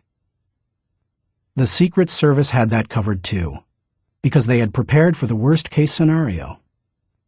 Evacuation plans had been put into place, and personnel at the Superdome had been drilled to make sure everyone knew what to do in case of an emergency. New Orleans Mayor Mark Morial said the day before the Super Bowl, "We want to send a message to all visitors that New Orleans is going to be the safest place in America." We got the message. We didn't feel the least bit worried. That's what happens when leaders recognize the importance of realistic thinking. Thinking question. Am I building a solid mental foundation on facts so that I can think with certainty? Chapter 5. Utilize strategic thinking. Most people spend more time planning their summer vacation than planning their lives. Source unknown. When you hear the words strategic thinking, what comes to mind? Do visions of business plans dance in your head? Do you conjure up marketing plans, the kind that can turn a company around? Perhaps you contemplate global politics, or you recall some of history's greatest military campaigns. Hannibal crossing the Alps to surprise the Roman army, Charlemagne's conquest of Western Europe, or the Allies' D-Day invasion of Normandy. Perhaps, but strategy doesn't have to be restricted to military action, or even to business. Strategic thinking can make a positive impact on any area of life. Plan your life, live your plan. I've observed that most people try to plan their lives one day at a time. They wake up, make up their to-do list, and dive into action. Although some people aren't even that strategic. Fewer individuals plan their lives 1 week at a time. They review their calendar for the week, check their appointments, review their goals, and then get to work. They generally outachieve most of their daily planning colleagues. I try to take planning one step further. At the beginning of every month, I spend half a day working on my calendar for the next 40 days. 40 days works for me rather than just 30. That way, I get a jump on the next month and don't get surprised. I begin by reviewing my travel schedule and planning activities with my family. Then I review what projects, lessons, and other objectives I want to accomplish during those 5 to 6 weeks. Then I start blocking out days and times for thinking, writing, working, meeting with people, etc. I set times to do fun things, such as seeing a show, watching a ball game, or playing golf. I also set aside small blocks of time to compensate for the unexpected. By the time I'm done, I can tell you nearly everything I'll be doing almost hour by hour during the coming weeks. This strategy is one of the reasons I have been able to accomplish much. Why you should release the power of strategic thinking. Strategic thinking helps me to plan, to become more efficient, to maximize my strengths, and to find the most direct path toward achieving any objective. The benefits of strategic thinking are numerous. Here are a few of the reasons you should adopt it as one of your thinking tools. 1. Strategic thinking simplifies the difficult. Strategic thinking is really nothing more than planning on steroids. Spanish novelist Miguel de Cervantes said, "The man who is prepared has his battle half fought." Strategic thinking takes complex issues and long-term objectives, which can be very difficult to address, and breaks them down into manageable sizes. Anything becomes simpler when it has a plan. Strategic thinking can also help you simplify the management of everyday life. I do that by using systems, which are nothing more than good strategies repeated. I am well known among pastors and other speakers for my filing system. Writing a lesson or speech can be difficult, but because I use my system to file quotes, stories, and articles, when I need something to flesh out or illustrate a point, I simply go to one of my 1,200 files and find a good piece of material that works. Just about any difficult task can be made simpler with strategic thinking. 2. Strategic thinking prompts you to ask the right questions. Do you want to break down complex or difficult issues? Then ask questions. Strategic thinking forces you through this process. Take a look at the following questions developed by my friend Bob Beal, the author of Master Planning. Direction. What should we do next? Why? Organization. Who is responsible for what? Who is responsible for whom? Do we have the right people in the right places? Cash. What is our projected income, expense, net? Can we afford it? How can we afford it? Tracking. Are we on target? Overall evaluation. Are we achieving the quality we expect and demand of ourselves? Refinement. How can we be more effective and more efficient, move toward the ideal? These may not be the only questions you need to ask to begin formulating a strategic plan, but they are certainly a good start. 3. Strategic thinking prompts customization. General George S. Patton observed, "Successful generals make plans to fit circumstances, but do not try to create circumstances to fit plans." All good strategic thinkers are precise in their thinking. They try to match the strategy to the problem, because strategy isn't a one-size-fits-all proposition. Sloppy or generalized thinking is an enemy of achievement. The intention to customize in strategic thinking forces a person to go beyond vague ideas and engage in specific ways to go after a task or problem. It sharpens the mind. 4. Strategic thinking prepares you today for an uncertain tomorrow. Strategic thinking is the bridge that links where you are to where you want to be. It gives direction and credibility today and increases your potential for success tomorrow. It is, as Mary Webb suggests, like saddling your dreams before you ride them. 5. Strategic thinking reduces the margin of error. Anytime you shoot from the hip or go into a totally reactive mode, you increase your margin for error. It's like a golfer stepping up to a golf ball and hitting it before lining up the shot. Misaligning a shot by just a few degrees can send the ball 100 yards off target. Strategic thinking, however, greatly reduces that margin for error. It lines up your actions with your objectives, just as lining up a shot in golf helps you to put the ball closer to the pin. The better aligned you are with your target, the better the odds that you will be going in the right direction. 6. Strategic thinking gives you influence with others. One executive confided in another, "Our company has a short-range plan and a long-range plan. Our short-range plan is to stay afloat long enough to make it to our long-range plan." That's hardly a strategy. Yet that's the position where some business leaders put themselves. There's more than one problem with neglecting strategic thinking in that way. Not only does it fail to build the business, but it also loses the respect of everyone involved with the business. The one with the plan is the one with the power. It doesn't matter in what kind of activity you're involved. Employees want to follow the business leader with a good business plan. Volunteers want to join the pastor with a good ministry plan. Children want to be with the adult who has the well-thought-out vacation plan. If you practice strategic thinking, others will listen to you, and they will want to follow you. If you possess a position of leadership in an organization, strategic thinking is essential. How to release the power of strategic thinking.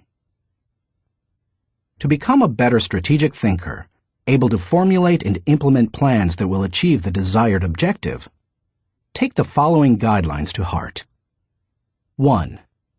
Break down the issue. The first step in strategic thinking is to break down an issue into smaller, more manageable parts, so that you can focus on them more effectively. How you do it is not as important as just doing it. You might break an issue down by function. That's what automotive innovator Henry Ford did when he created the assembly line. And that's why he said, "Nothing is particularly hard if you divide it into small jobs." How you break down an issue is up to you, whether it's by function, timetable, responsibility, purpose, or some other method. The point is that you need to break it down. Only one person in a million can juggle the whole thing in his head and think strategically to create solid, viable plans. 2. Ask why before how. When most people begin using strategic thinking to solve a problem or plan a way to meet an objective, they often make the mistake of jumping the gun and trying immediately to figure out how to accomplish it. Instead of asking how, they should first ask why. If you jump right into problem-solving mode, how are you going to know all the issues? Eugene G. Grace says, "Thousands of engineers can design bridges, calculate strains and stresses, and draw up specifications for machines. But the great engineer is the man who can tell whether the bridge or the machine should be built at all, where it should be built, and when." Asking why helps you to think about all the reasons for decisions. It helps you to open your mind to possibilities and opportunities. The size of an opportunity often determines the level of resources and effort that you must invest.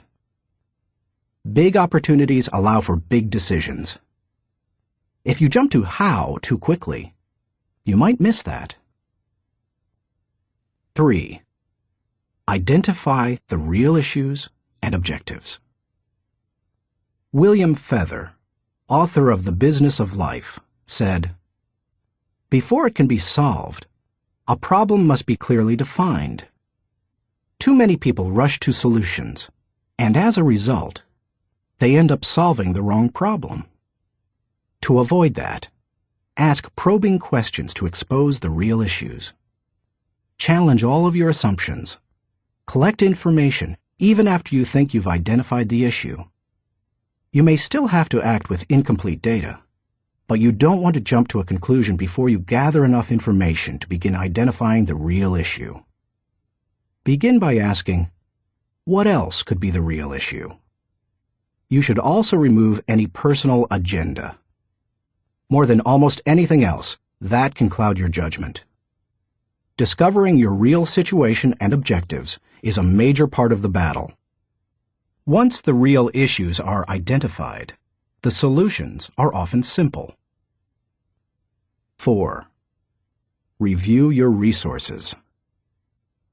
I already mentioned how important it is to be aware of your resources, but it bears repeating. A strategy that doesn't take into account resources is doomed to failure. Take an inventory. How much time do you have? How much money? What kinds of materials, supplies, or inventory do you have? What are your other assets? What liabilities or obligations will come into play? Which people on the team can make an impact? You know your own organization and profession.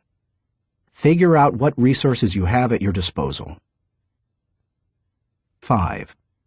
Develop your plan. How you approach the planning process depends greatly on your profession and the size of the challenge that you're planning to tackle, so it's difficult to recommend many specifics.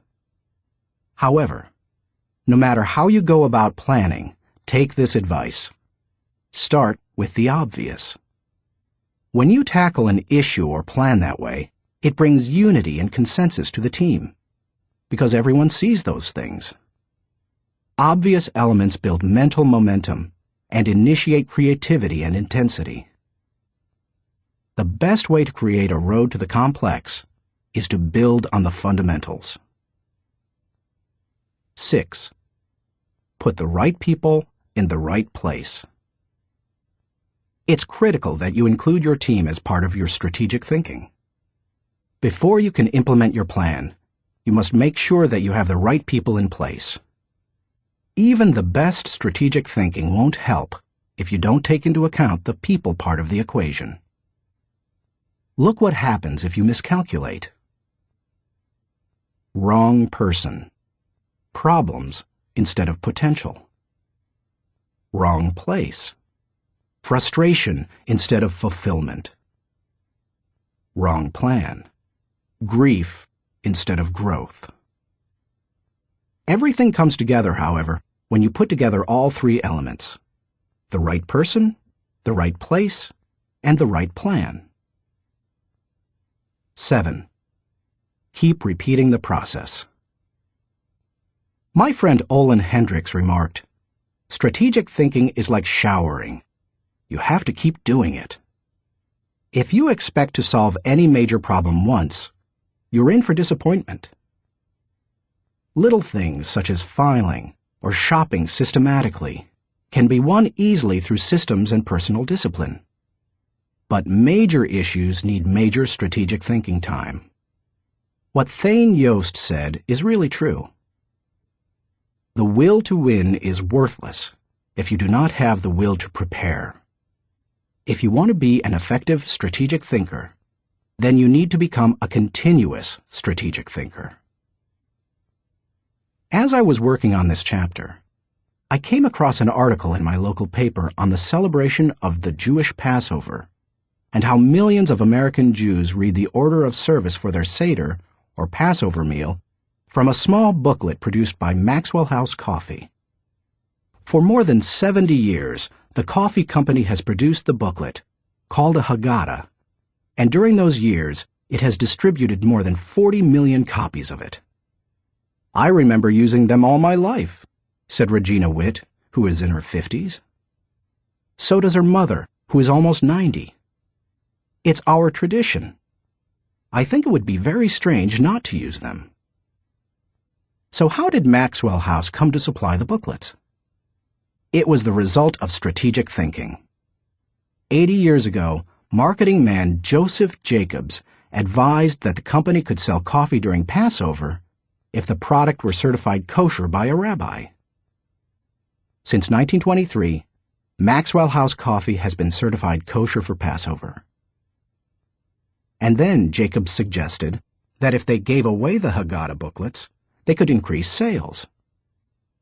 They've been creating the booklets and selling coffee during Passover ever since.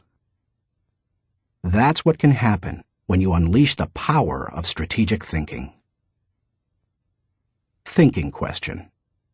Am I implementing strategic plans that give me direction for today and increase my potential for tomorrow? Chapter 6. Explore possibility thinking. Nothing is so embarrassing as watching someone do something that you said could not be done. Sam Ewing. People who embrace possibility thinking are capable of accomplishing tasks that seem impossible because they believe in solutions.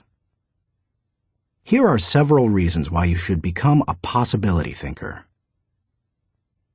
1. Possibility thinking increases your possibilities. When you believe you can do something difficult, and you succeed, many doors open for you. When George Lucas succeeded in making Star Wars, despite those who said the special effects he wanted hadn't ever been done, and couldn't be done, many other possibilities opened up to him. Industrial Light and Magic, the company he created to produce those impossible special effects, became a source of revenue to help underwrite his other projects. He was able to produce merchandising tie-ins to his movies, thus bringing in another revenue stream to fund his movie making. But his confidence in doing the difficult has also made a huge impact on other movie makers and a whole new generation of moviegoers. Popular culture writer Chris Salewicz asserts, at first, directly through his own work, and then via the unparalleled influence of ILM, Industrial Light and Magic, George Lucas has dictated for 2 decades the essential broad notion of what is cinema. If you open yourself up to possibility thinking, you open yourself up to many other possibilities. 2. Possibility thinking draws opportunities and people to you. The case of George Lucas helps you to see how being a possibility thinker can create new opportunities and attract people. People who think big attract big people to them. If you want to achieve big things, you need to become a possibility thinker. 3. Possibility thinking increases others' possibilities. Big thinkers who make things happen also create possibilities for others. That happens in part because it's contagious. You can't help but become more confident and think bigger when you're around possibility thinkers. 4. Possibility thinking allows you to dream big dreams. No matter what your profession, possibility thinking can help you to broaden your horizons and dream bigger dreams. Professor David J. Schwartz believes, big thinkers are specialists in creating positive, forward-looking, optimistic pictures in their own minds and in the minds of others. If you embrace possibility thinking, your dreams will go from molehill to mountain size. And because you believe in possibilities, you put yourself in position to achieve them. 5. Possibility thinking makes it possible to rise above average. During the 1970s, when oil prices went through the roof, automobile makers were ordered to make their cars more fuel efficient. One manufacturer asked a group of senior engineers to drastically reduce the weight of cars they were designing. They worked on the problem and searched for solutions, but they finally concluded that making lighter cars couldn't be done, would be too expensive, and would present too many safety concerns. They couldn't get out of the rut of their average thinking. What was the automaker's solution? They gave the problem to a group of less experienced engineers. The new group found ways to reduce the weight of the company's automobiles by hundreds of pounds. Because they thought that solving the problem was possible, it was. Every time you remove the label of impossible from a task, you raise your potential from average to off the charts. 6. Possibility thinking gives you energy. A direct correlation exists between possibility thinking and the level of a person's energy. Who gets energized by the prospect of losing? If you know something can't succeed, how much time and energy are you willing to give it? Nobody goes looking for a lost cause. You invest yourself in what you believe can succeed. When you embrace possibility thinking, you believe in what you're doing, and that gives you energy. 7. Possibility thinking keeps you from giving up. Above all, possibility thinkers believe they can succeed. Dennis Waitley, author of The Psychology of Winning, says, "The winners in life think constantly in terms of I can, I will, and I am. Losers, on the other hand, concentrate their waking thoughts on what they should have done, or what they don't do. If you believe you can't do something, then it doesn't matter how hard you try, because you've already lost. If you believe you can do something, you have already won much of the battle." One of the people who showed himself to be a great possibility thinker in 2001 was New York Mayor Rudy Giuliani.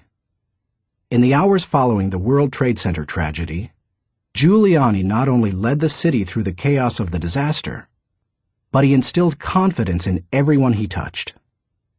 Afterward, he gave some insight and perspective on his experience. "I was so proud of the people I saw on the street. No chaos, but they were frightened and confused. And it seemed to me that they needed to hear from my heart where I thought we were going. I was trying to think, where can I go for some comparison to this, some lessons about how to handle it? So I started thinking about Churchill, started thinking that we're going to have to rebuild the spirit of the city. And what better example than Churchill and the people of London during the Blitz in 1940, who had to keep up their spirit during this sustained bombing. It was a comforting thought." 16 hours after the plane struck the buildings in New York City, when Giuliani finally returned at 2:30 a.m. to his apartment for a rest, instead of sleeping, he read the World War II chapters of Churchill, a Biography, by Roy Jenkins. He learned how Winston Churchill helped his people to see the possibilities and kept his people going. Inspired, Giuliani did the same for his own people 6 decades later.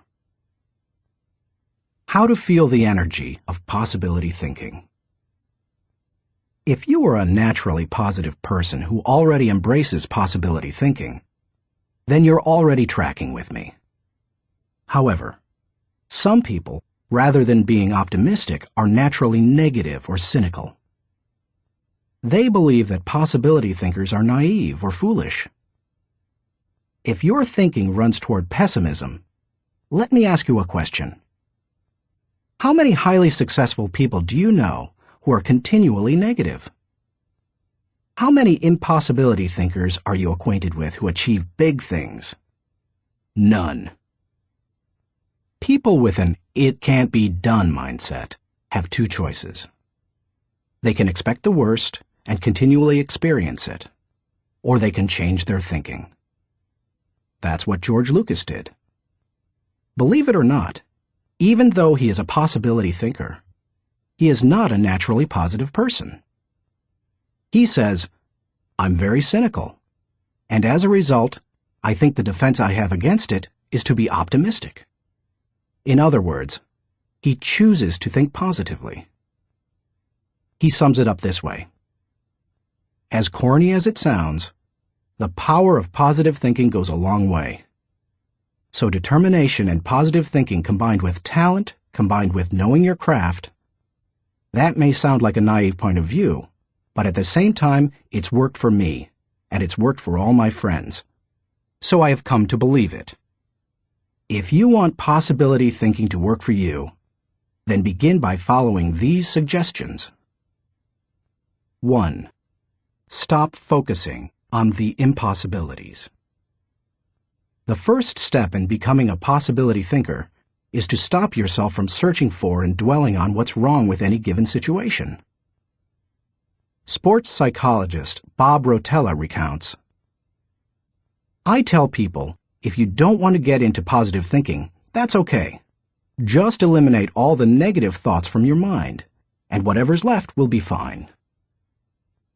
If possibility thinking is new to you, you're going to have to give yourself a lot of coaching to eliminate some of the negative self-talk you may hear in your head. When you automatically start listing all the things that can go wrong, or all the reasons something can't be done, stop yourself and say, "Don't go there." Then ask, "What's right about this?" That will help to get you started. And if negativity is a really big problem for you, and pessimistic things come out of your mouth before you've even thought them through, you may need to enlist the aid of a friend or family member to alert you every time you utter negative ideas. 2. Stay away from the experts. So-called experts do more to shoot down people's dreams than just about anybody else. Possibility thinkers are very reluctant to dismiss anything as impossible.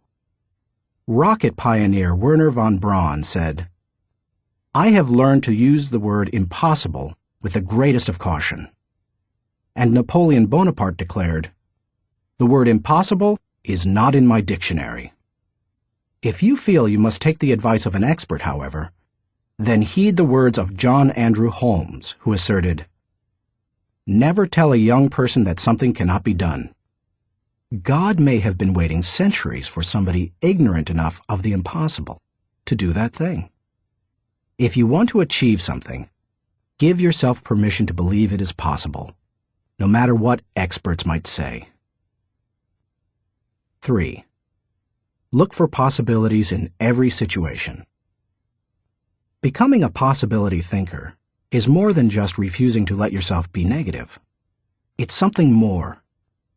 It's looking for positive possibilities despite the circumstances. I recently heard Don Soderquist, former president of Walmart, tell a wonderful story that illustrates how a person can find positive possibilities in any situation. Soderquist had gone with Sam Walton to Huntsville, Alabama, to open several new stores. While there, Walton suggested they visit the competition. Here's what Soderquist said happened. "We went into one store, and I have to tell you that it was the worst store I have ever seen in my life. It was terrible. There were no customers, There was no help on the floor. The aisles were cluttered with merchandise, empty shelves, dirty. It was absolutely terrible. He, Walton, walked one way, and I'd walked the other way, and we'd kind of meet out on the sidewalk. He said, "What'd you think, Don?" I said, "Sam, that is the absolutely worst store I've ever seen in my life. I mean, did you see the aisles?" He said, "Don, did you see the pantyhose rack?" I said, "No, I didn't, Sam. I must have gone on a different aisle than you. I didn't see that." He said, "That was the best pantyhose rack I've ever seen, Don." And he said, "I pulled the fixture out, and on the back was the name of the manufacturer. When we get back, I want you to call that manufacturer and have him come in and visit with our fixture people. I want to put that rack in our stores. It's absolutely the best I've ever seen." And he said next, "Did you see the ethnic cosmetics?" I said, "Sam, that must have been right next to the pantyhose rack, because I absolutely missed that." He said, "Don, do you realize that in our stores we have 4 feet of ethnic cosmetics? These people had 12 feet of it. We are absolutely missing the boat. I wrote down the distributor of some of those products. When we get back, I want you to get a hold of our cosmetic buyer and get these people in. We absolutely need to expand our ethnic cosmetics." Now, Sam Walton didn't hit me on the head and say, "Don, now what lesson did you learn from this?" He had already hit me on the head by looking for the good, looking how to improve, striving for excellence. It's so easy to go and look at what other people do badly. But one of the leadership characteristics of vision that he showed me, and I'll never forget it, is look for the good in what other people are doing and apply it. It doesn't take a genius IQ or 20 years of experience to find the possibility in every situation. All it takes is the right attitude, and anybody can cultivate that. 4. Dream one size bigger. One of the best ways to cultivate a possibility mindset is to prompt yourself to dream one size bigger than you normally do. Let's face it, most people dream too small.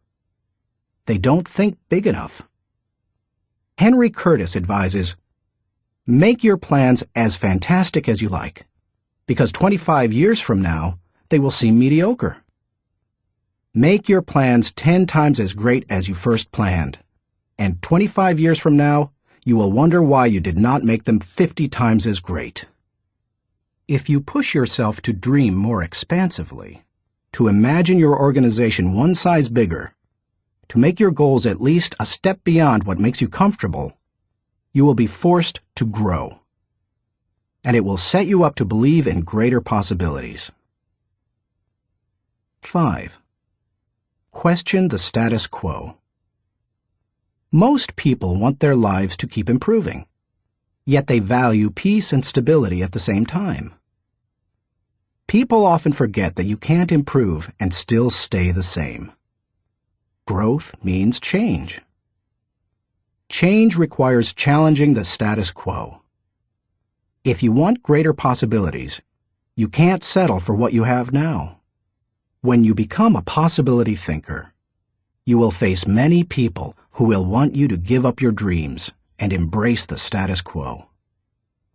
Achievers refuse to accept the status quo. As you begin to explore greater possibilities for yourself, your organization, or your family, and others challenge you for it, take comfort in knowing that right now as you read this, other possibility thinkers across the country and around the world are thinking about curing cancer, developing new energy sources, feeding hungry people, and improving quality of life. They are challenging the status quo against the odds, and you should too. 6. Find inspiration from great achievers. You can learn a lot about possibility thinking by studying great achievers. I mentioned George Lucas in this chapter. Perhaps he doesn't appeal to you, or you don't like the movie industry. Personally, I'm not a big science fiction fan, but I admire Lucas as a thinker, creative visionary, and business person. Find some achievers you admire and study them.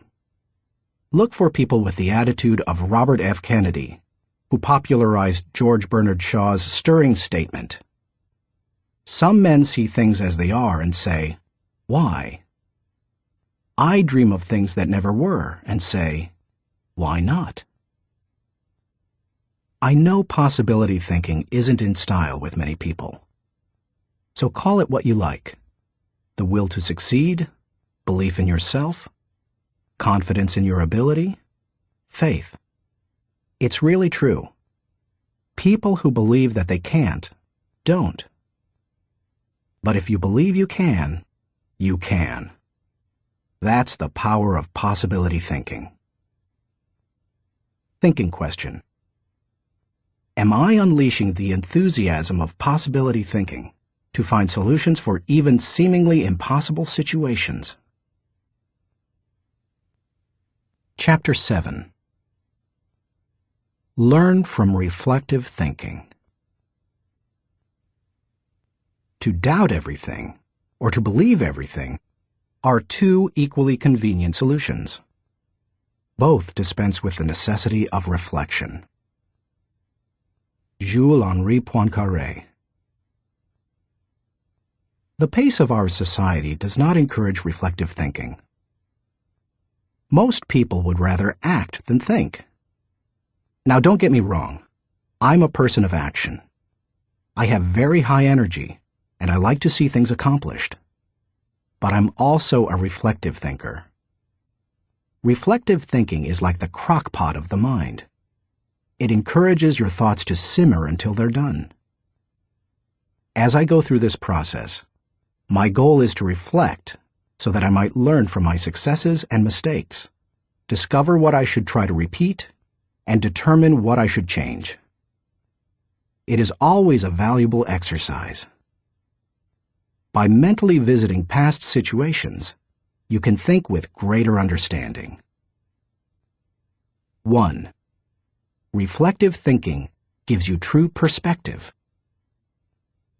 When our children were young and still lived at home, we used to take them on wonderful vacations every year. When we got home, they always knew that I was going to ask them two questions. What did you like best, and what did you learn? It didn't matter whether we went to Walt Disney World or Washington, D.C. I always asked those questions. Why? Because I wanted them to reflect on their experiences. Children don't naturally grasp the value or cost of an experience unless prompted. They take things for granted. I wanted my children to appreciate our trips and to learn from them. When you reflect, you are able to put an experience into perspective. You are able to evaluate its timing. And you are able to gain a new appreciation for things that before went unnoticed. Most people are able to recognize the sacrifices of their parents or other people only when they become parents themselves. That's the kind of perspective that comes with reflection. 2. Reflective thinking gives emotional integrity to your thought life. Few people have good perspective in the heat of an emotional moment. Most individuals who enjoy the thrill of an experience try to go back and recapture it without first trying to evaluate it. It's one of the reasons our culture produces so many thrill seekers.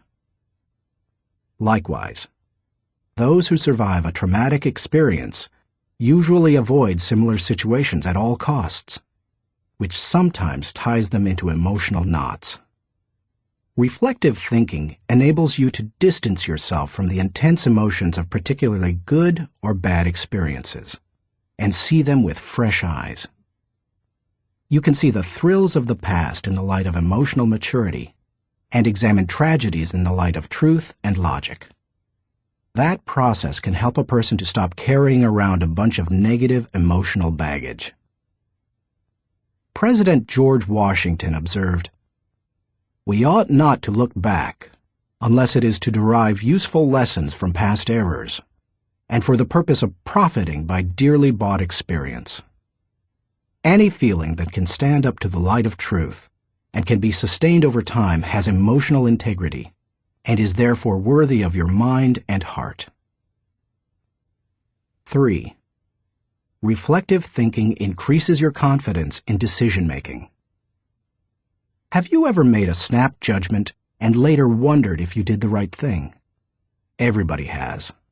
Reflective thinking can help to diffuse that doubt. It also gives you confidence for the next decision. Once you've reflected on an issue, you don't have to repeat every step of the thinking process when you're faced with it again. You've got mental road markers from having been there before. That compresses and speeds up thinking time, and it gives you confidence. And over time, it can also strengthen your intuition. 4. Reflective thinking clarifies the big picture. When you engage in reflective thinking, you can put ideas and experiences into a more accurate context. Reflective thinking encourages us to go back and spend time pondering what we have done and what we have seen. If a person who loses his job reflects on what happened, he may see a pattern of events that led to his dismissal. He will better understand what happened, why it happened, and what things were his responsibility. If he also looks at the incidents that occurred afterward, he may realize that in the larger scheme of things, he's better off in his new position because it better fits his skills and desires. Without reflection, it can be very difficult to see that big picture. 5. Reflective thinking takes a good experience and makes it a valuable experience. When you were just starting out in your career, did it seem that few people were willing to give someone without experience an opportunity? At the same time, could you see people who had been on their jobs 20 years, who yet did their work poorly? If so, that probably frustrated you. Playwright William Shakespeare wrote, "Experience is a jewel, and it had need be so, for it is often purchased at an infinite rate." Yet experience alone does not add value to a life. It's not necessarily experience that is valuable. It's the insight people gain because of their experience. Reflective thinking turns experience into insight. Mark Twain said, "We should be careful to get out of an experience all the wisdom that is in it. Not like the cat that sits down on a hot stove lid. She will never sit down on a hot stove lid again, and that is well. But also, she will never sit down on a cold one anymore." An experience becomes valuable when it informs or equips us to meet new experiences. Reflective thinking helps to do that. How to embrace the lessons of reflective thinking. If you are like most people in our culture today, you probably do very little reflective thinking. If that's the case, it may be holding you back more than you think. Take to heart the following suggestions to increase your ability to think reflectively. 1. Set aside time for reflection. Greek philosopher Socrates observed, "The unexamined life is not worth living." For most people, however, reflection and self-examination doesn't come naturally. It can be a fairly uncomfortable activity for a variety of reasons. They have a hard time staying focused. They find the process dull, or they don't like spending a lot of time thinking about emotionally difficult issues. But if you don't carve out the time for it, you are unlikely to do any reflective thinking. 2. Remove yourself from distractions. As much as any other kind of thinking, reflection requires solitude. Distraction and reflection simply don't mix. It's not the kind of thing you can do well near a television, in a cubicle, while the phone is ringing, or with children in the same room. One of the reasons I've been able to accomplish much and keep growing personally is that I've not only set aside time to reflect, but I've separated myself from distractions for short blocks of time. 30 minutes in the spa, an hour outside on a rock in my backyard, or a few hours in a comfortable chair in my office. The place doesn't matter, as long as you remove yourself from distractions and interruptions. 3. Regularly review your calendar or journal. Most people use their calendar as a planning tool, which it is. But few people use it as a reflective thinking tool. What could be better, however, for helping you to review where you have been and what you have done, except maybe a journal? I'm not a journaler in the regular sense. I don't use writing to figure out what I'm thinking and feeling. Instead, I figure out what I'm thinking and feeling, and then I write down significant thoughts and action points. I file the thoughts so that I can quickly put my hands on them again. I immediately execute the action points or delegate them to someone else. Calendars and journals remind you of how you've spent your time, show you whether your activities match your priorities, and help you see whether you are making progress. They also offer you an opportunity to recall activities that you might not have had the time to reflect on previously. Some of the most valuable thoughts you've ever had may have been lost because you didn't give yourself the reflection time you needed. 4. Ask the right questions. The value you receive from reflecting will depend on the kinds of questions you ask yourself. The better the questions, the more gold you will mine from your thinking. When I reflect, I think in terms of my values, relationships, and experiences. Here are some sample questions. Personal growth. What have I learned today that will help me grow? How can I apply it to my life? When should I apply it? Adding value. To whom did I add value today? How do I know I added value to that person? Can I follow up and compound the positive benefit he or she received? Leadership. Did I lead by example today? Did I lift my people and organization to a higher level?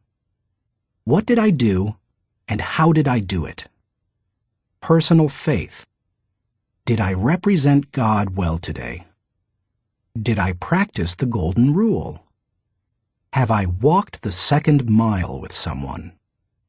Marriage and family. Did I communicate love to my family today?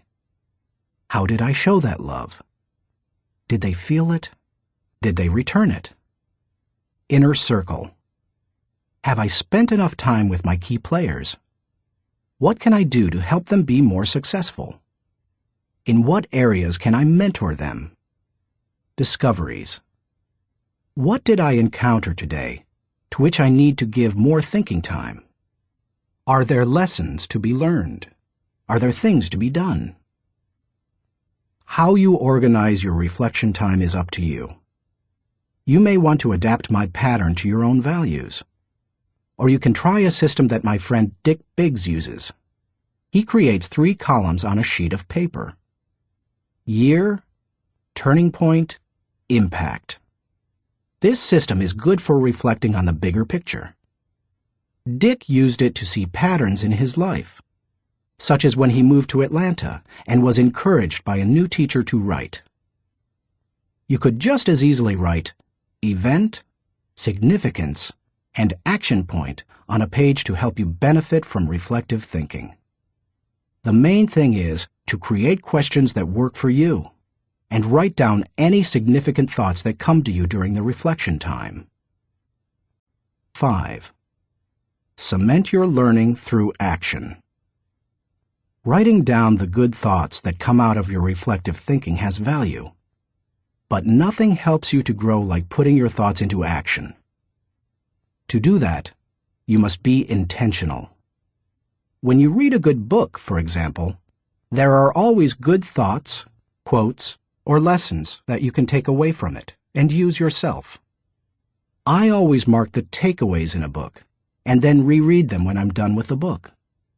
When I listen to a message, I record the takeaways so that I can file them for future use. When I go to a seminar, I take good notes, and I use a system of symbols to cue me to do certain things. An arrow pointing to the right means to look at this material again. An asterisk next to the marked section means to file it according to the subject noted. An open bracket means that I want to use what's marked in a lecture or book. An arrow pointing up means this idea will take off if I work at it. When most people go to a conference or seminar, they enjoy the experience, listen to the speakers, and sometimes even take notes. But nothing happens after they go home.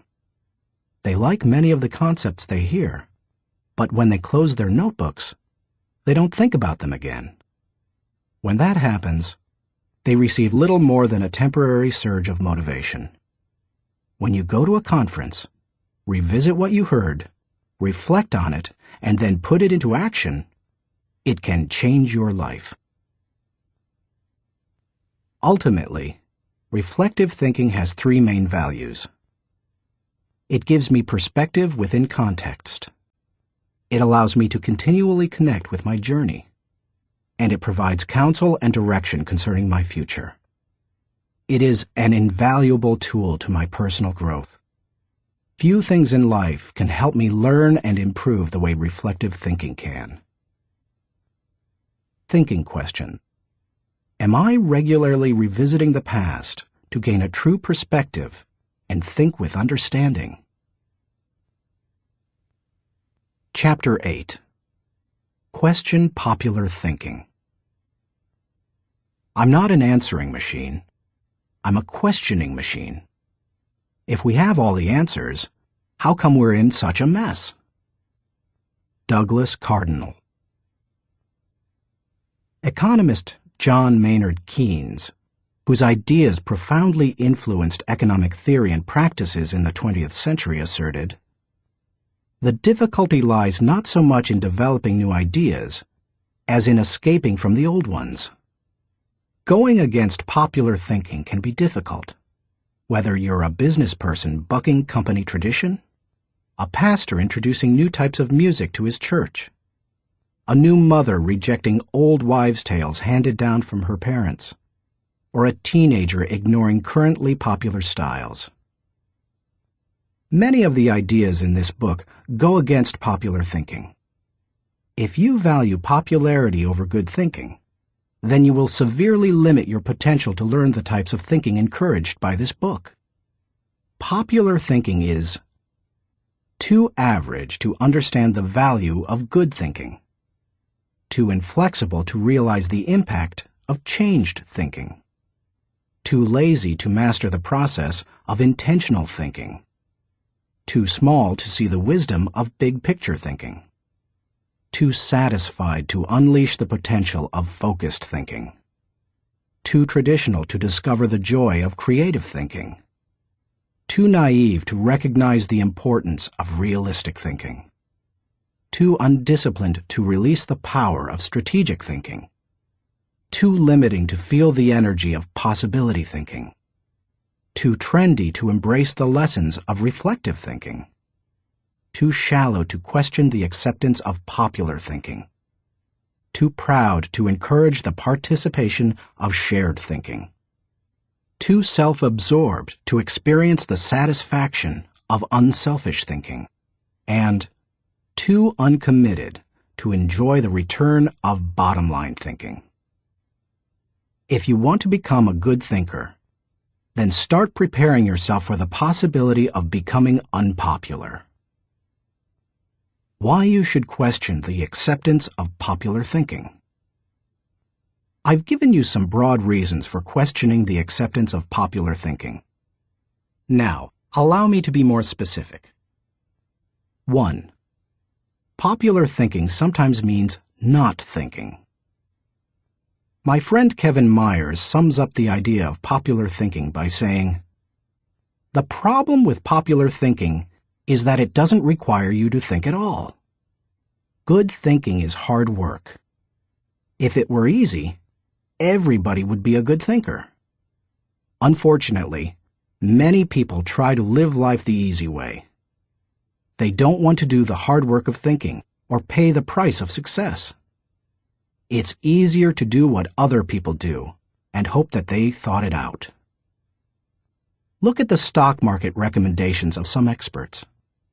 By the time they publish their picks, most are following a trend, not creating one or even riding its crest. The people who are going to make money on the stocks they recommend have already done so by the time the general public hears about it. When people blindly follow a trend, they're not doing their own thinking. 2. Popular thinking offers false hope. Benno Muller-Hill, a professor in the University of Cologne Genetics Department, tells how one morning in high school he stood last in a line of 40 students in the schoolyard. His physics teacher had set up a telescope so that his students could view a planet and its moons. The first student stepped up to the telescope. He looked through it, but when the teacher asked if he could see anything, the boy said no. His nearsightedness hampered his view. The teacher showed him how to adjust the focus, and the boy finally said he could see the planet and moons. One by one, the students stepped up to the telescope and saw what they were supposed to see. Finally, the second-to-last student looked into the telescope and announced that he could not see anything. "You idiot," shouted the teacher. "You have to adjust the lenses."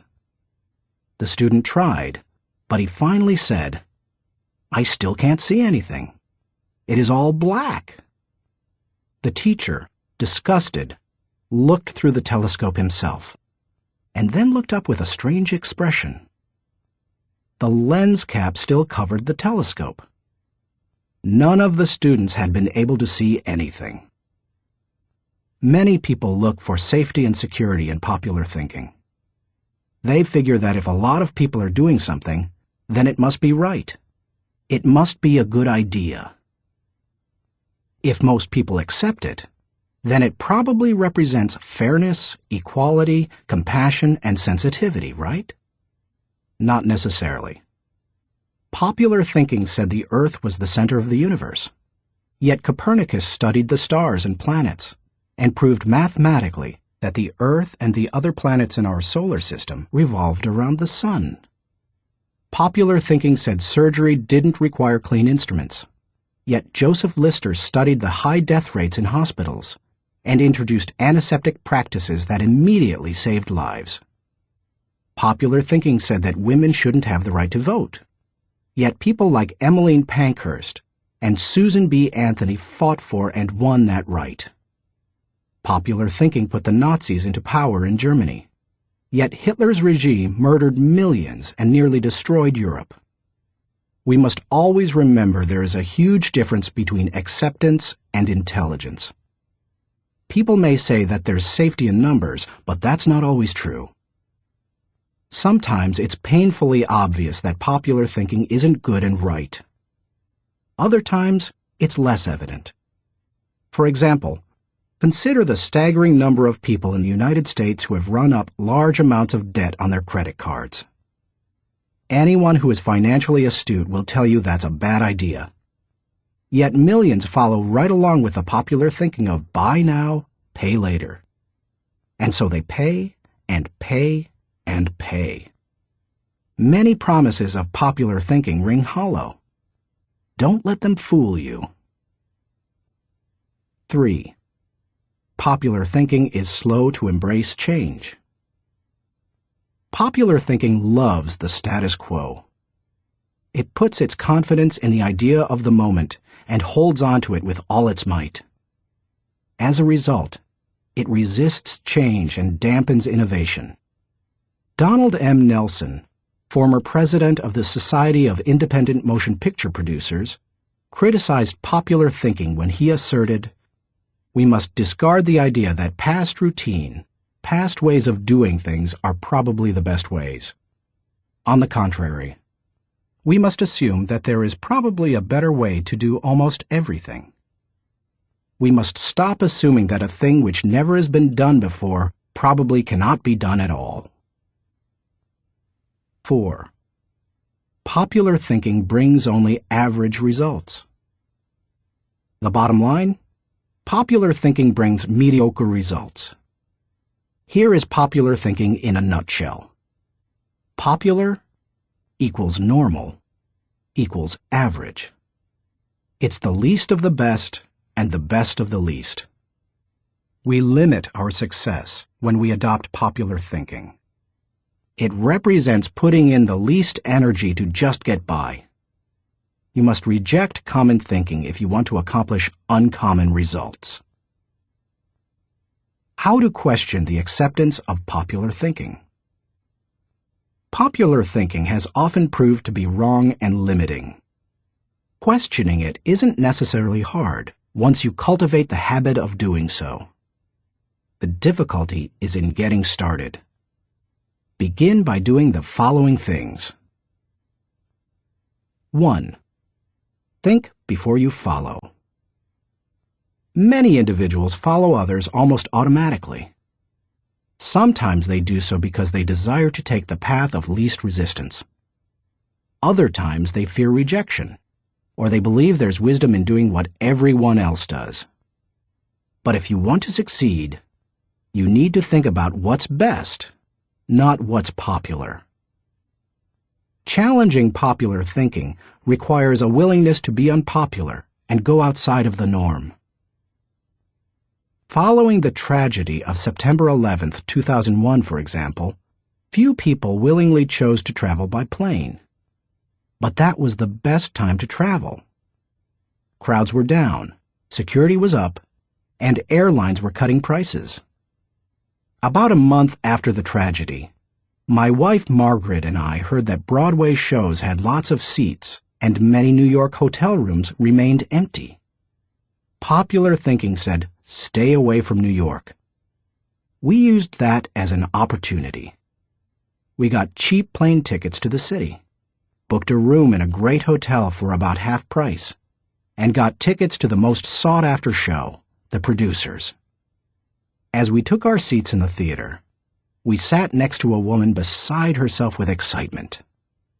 "I can't believe I'm finally here," she said to us. "I've waited so long. This is the best show on Broadway, and the hardest to get tickets to." Then she turned to look me in the eye and said, "I've had my tickets for 1.5 years waiting to see this show. How long ago did you get yours?" "You won't like my answer," I replied. "Oh, come on," she said. "How long?" "I got mine 5 days ago," I answered. She looked at us in horror. By the way, she was right. It's one of the best shows we've seen in a while. And we got to see it only because we were willing to go against popular thinking when everyone else was staying at home. As you begin to think against the grain of popular thinking, remind yourself that unpopular thinking, even when resulting in success, is largely underrated, unrecognized, and misunderstood. Unpopular thinking contains the seeds of vision and opportunity. Unpopular thinking is required for all progress. The next time you feel ready to conform to popular thinking on an issue, stop and think. You may not want to create change for its own sake, but you certainly don't want to blindly follow just because you haven't thought about what's best. 2. Appreciate thinking different from your own. One of the ways to embrace innovation and change is to learn to appreciate how others think. To do that, you must continually expose yourself to people different from yourself. My brother, Larry Maxwell, a good businessman and an innovative thinker, continually challenges popular thinking by thinking differently. He says, most of our people in sales and middle management come from businesses with products and services different from ours. That constantly exposes us to new ways of thinking. We also discourage our people from active participation in formal business and trade associations and fraternities because their thinking is quite common. They don't need to spend a lot of time thinking the way everyone else in the industry does. As you strive to challenge popular thinking, spend time with people with different backgrounds, education levels, professional experiences, personal interests, etc. You will think like the people with whom you spend the most time. If you spend time with people who think out of the box, you're more likely to challenge popular thinking and break new ground. 3. Continually question your own thinking. Let's face it, any time we find a way of thinking that works, one of our greatest temptations is to go back to it repeatedly, even if it no longer works well. The greatest enemy to tomorrow's success is sometimes today's success. My friend Andy Stanley recently taught a leadership lesson at Enjoy's Catalyst Conference called Challenging the Process.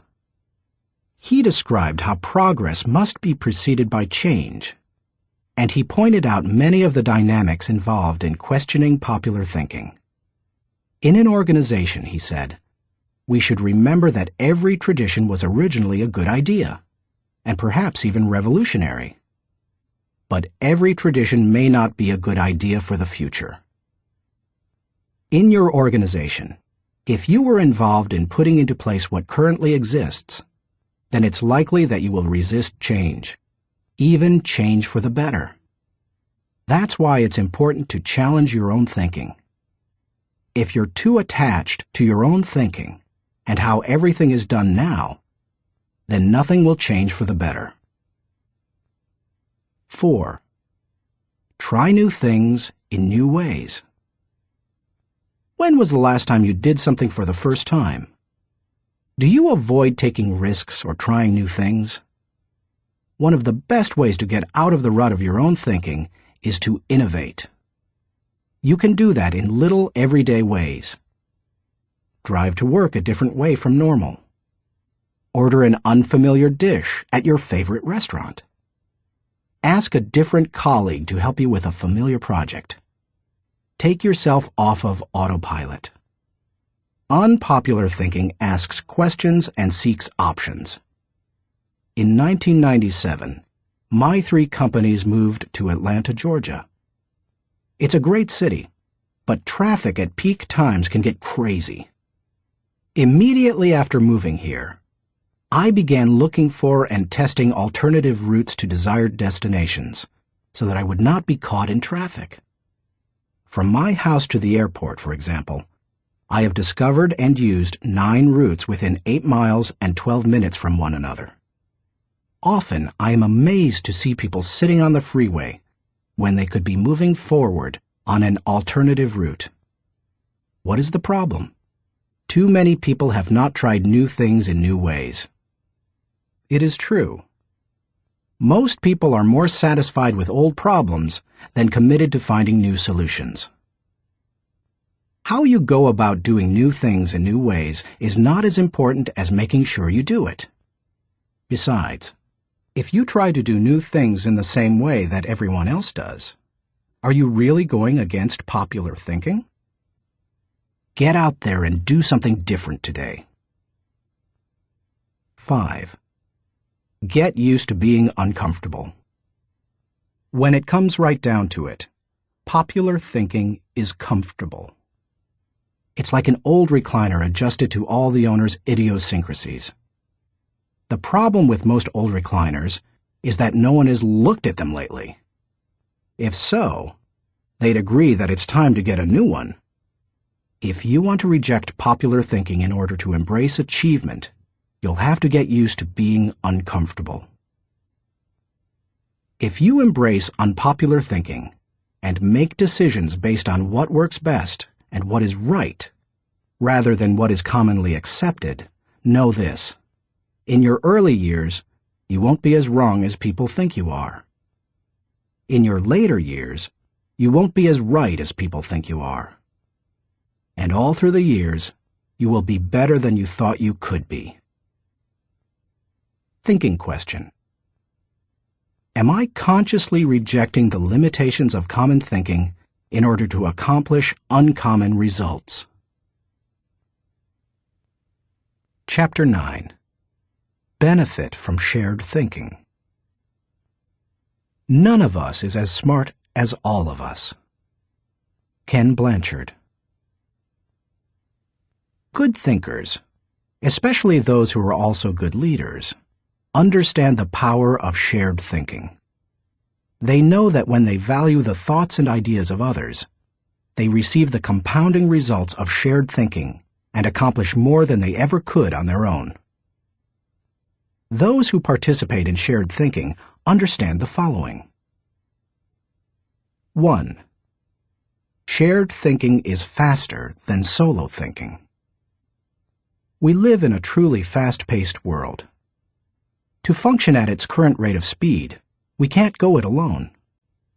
I think the generation of young men and women just entering the workforce sense that very strongly. Perhaps that is why they value community so highly, and are more likely to work for a company they like than one that pays them well.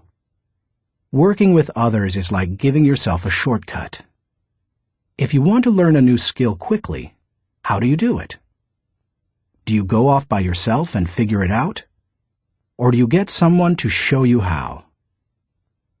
You can always learn more quickly from someone with experience, whether you're trying to learn how to use a new software package, develop your golf swing, or cook a new dish. 2. Shared thinking is more innovative than solo thinking. We tend to think of great thinkers and innovators as soloists. But the truth is that the greatest innovative thinking doesn't occur in a vacuum. Innovation results from collaboration. Albert Einstein once remarked, "Many times a day, I realize how much my own outer and inner life is built upon the labors of my fellow men, both living and dead, and how earnestly I must exert myself in order to give in return as much as I have received." Shared thinking leads to greater innovation, whether you look at the work of researchers Marie and Pierre Curie, surrealists Luis Buñuel and Salvador Dali, or songwriters John Lennon and Paul McCartney. If you combine your thoughts with the thoughts of others, you will come up with thoughts you've never had. 3. Shared thinking brings more maturity than solo thinking. As much as we would like to think that we know it all, each of us is probably painfully aware of our blind spots and areas of inexperience. When I first started out as a pastor, I had dreams and energy, but little experience. To try to overcome that, I attempted to get several high-profile pastors of growing churches to share their thinking with me. In the early 1970s, I wrote letters to the 10 most successful pastors in the country, offering them what was a huge amount of money to me at the time, $100, to meet me for an hour so that I could ask them questions. When one said yes, I'd visit him. I didn't talk much, except to ask a few questions. I wasn't there to impress anyone or satisfy my ego. I was there to learn. I listened to everything he said, took careful notes, and absorbed everything I could. Those experiences changed my life. You've had experiences I haven't, and I've had experiences you haven't.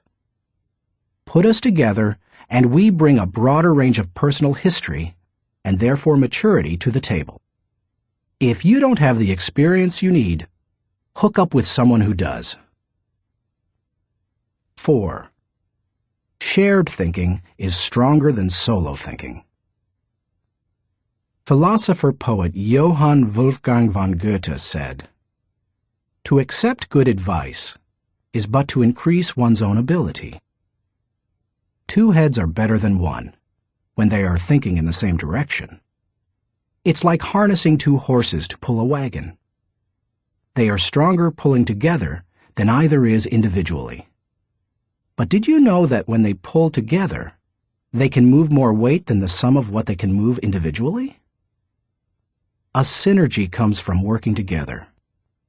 That same kind of energy comes into play when people think together. 5. Shared thinking returns greater value than solo thinking. Because shared thinking is stronger than solo thinking, it's obvious that it yields a higher return. That happens because of the compounding action of shared thinking. But it also offers other benefits. The personal return you receive from shared thinking and experiences can be great. Clarence Francis sums up the benefits in the following observation. I sincerely believe that the word relationships is the key to the prospect of a decent world. It seems abundantly clear that every problem you will have, in your family, in your work, in our nation, or in this world, is essentially a matter of relationships, of interdependence. 6. Shared thinking is the only way to have great thinking. I believe that every great idea begins with 3 or 4 good ideas. And most good ideas come from shared thinking. Playwright Ben Jonson said, "He that is taught only by himself has a fool for a master." When I was in school, teachers put the emphasis on being right and on doing better than the other students, rarely on working together to come up with good answers. Yet all the answers improve when they make the best use of everyone's thinking. If we each have one thought, and together we have 2 thoughts, then we always have the potential for a great thought. How to encourage the participation of shared thinking. Some people naturally participate in shared thinking. Anytime they see a problem, they think, "Who do I know who can help with this?" Leaders tend to be that way. So do extroverts. However, you don't have to be either of those to benefit from shared thinking. Use the following steps to help you improve your ability to harness shared thinking. 1. Value the ideas of others. First, believe that the ideas of other people have value. If you don't, your hands will be tied. How do you know if you truly want input from others? Ask yourself these questions. Am I emotionally secure? People who lack confidence and worry about their status, position, or power tend to reject the ideas of others, protect their turf, and keep people at bay. It takes a secure person to consider others' ideas.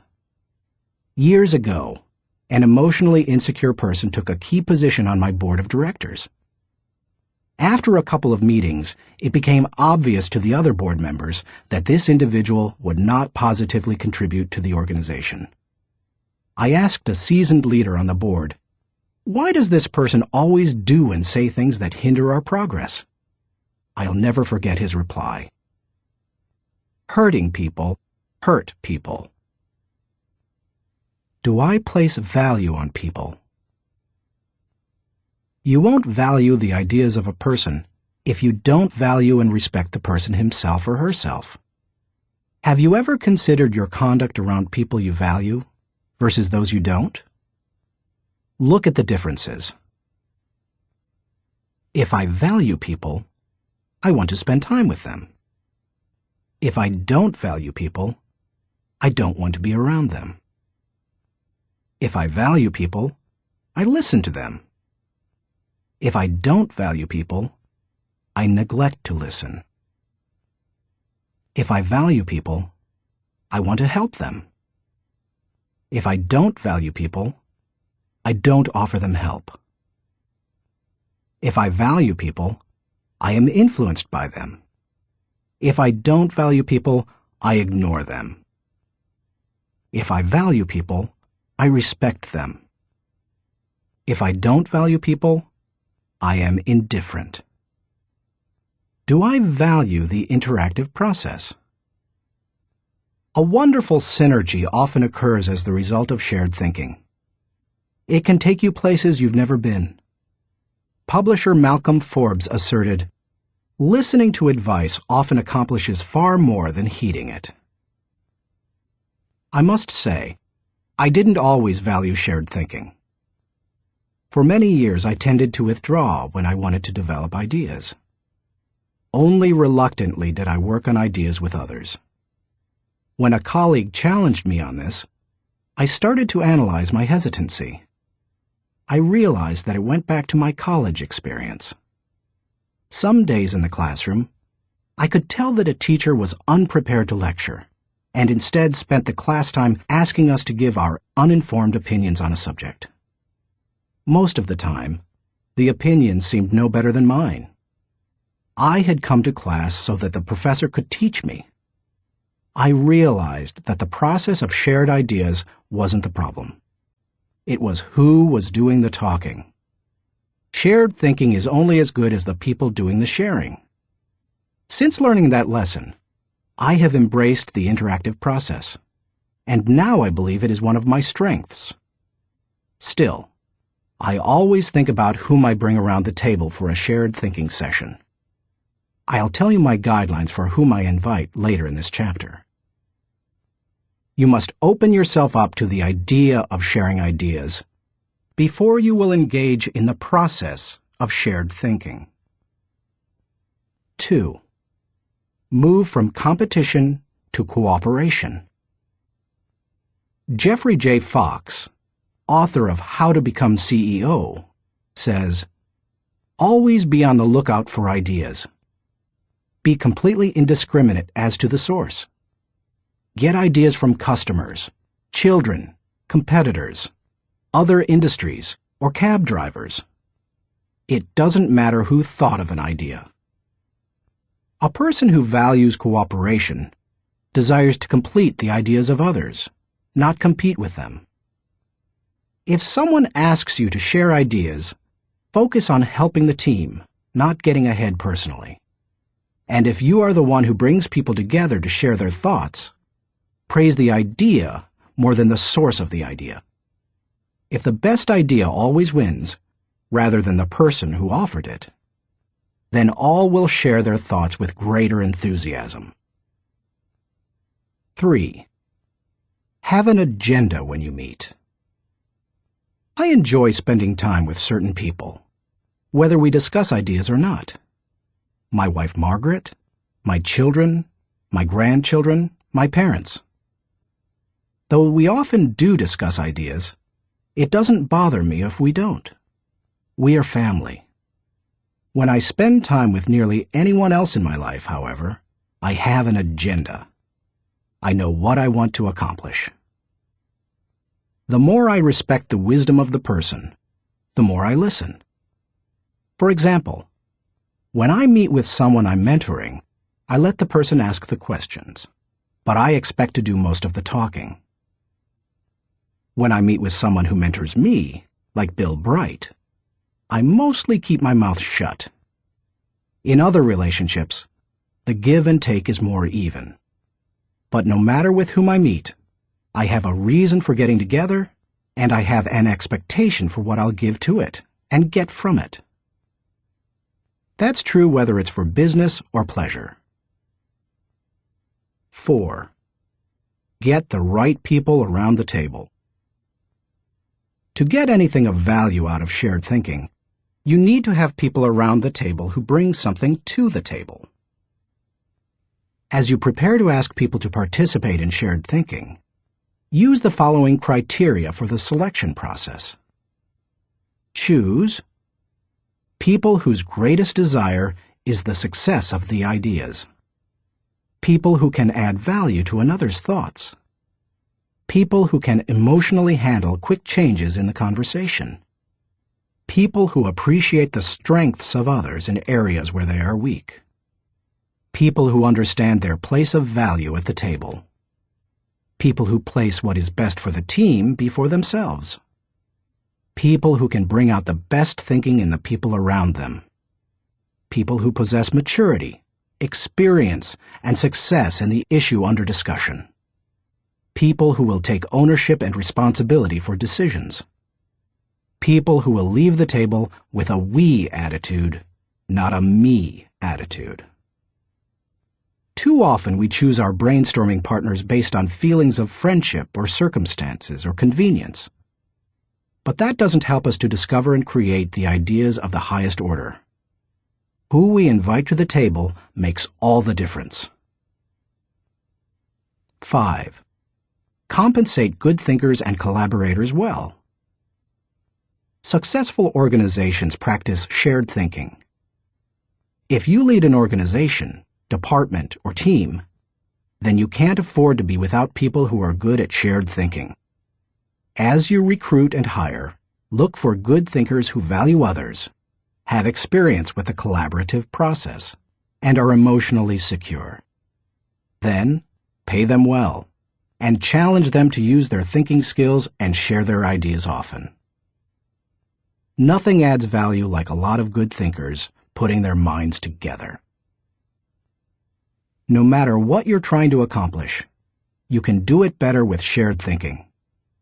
That is why I spent much of my life teaching leadership.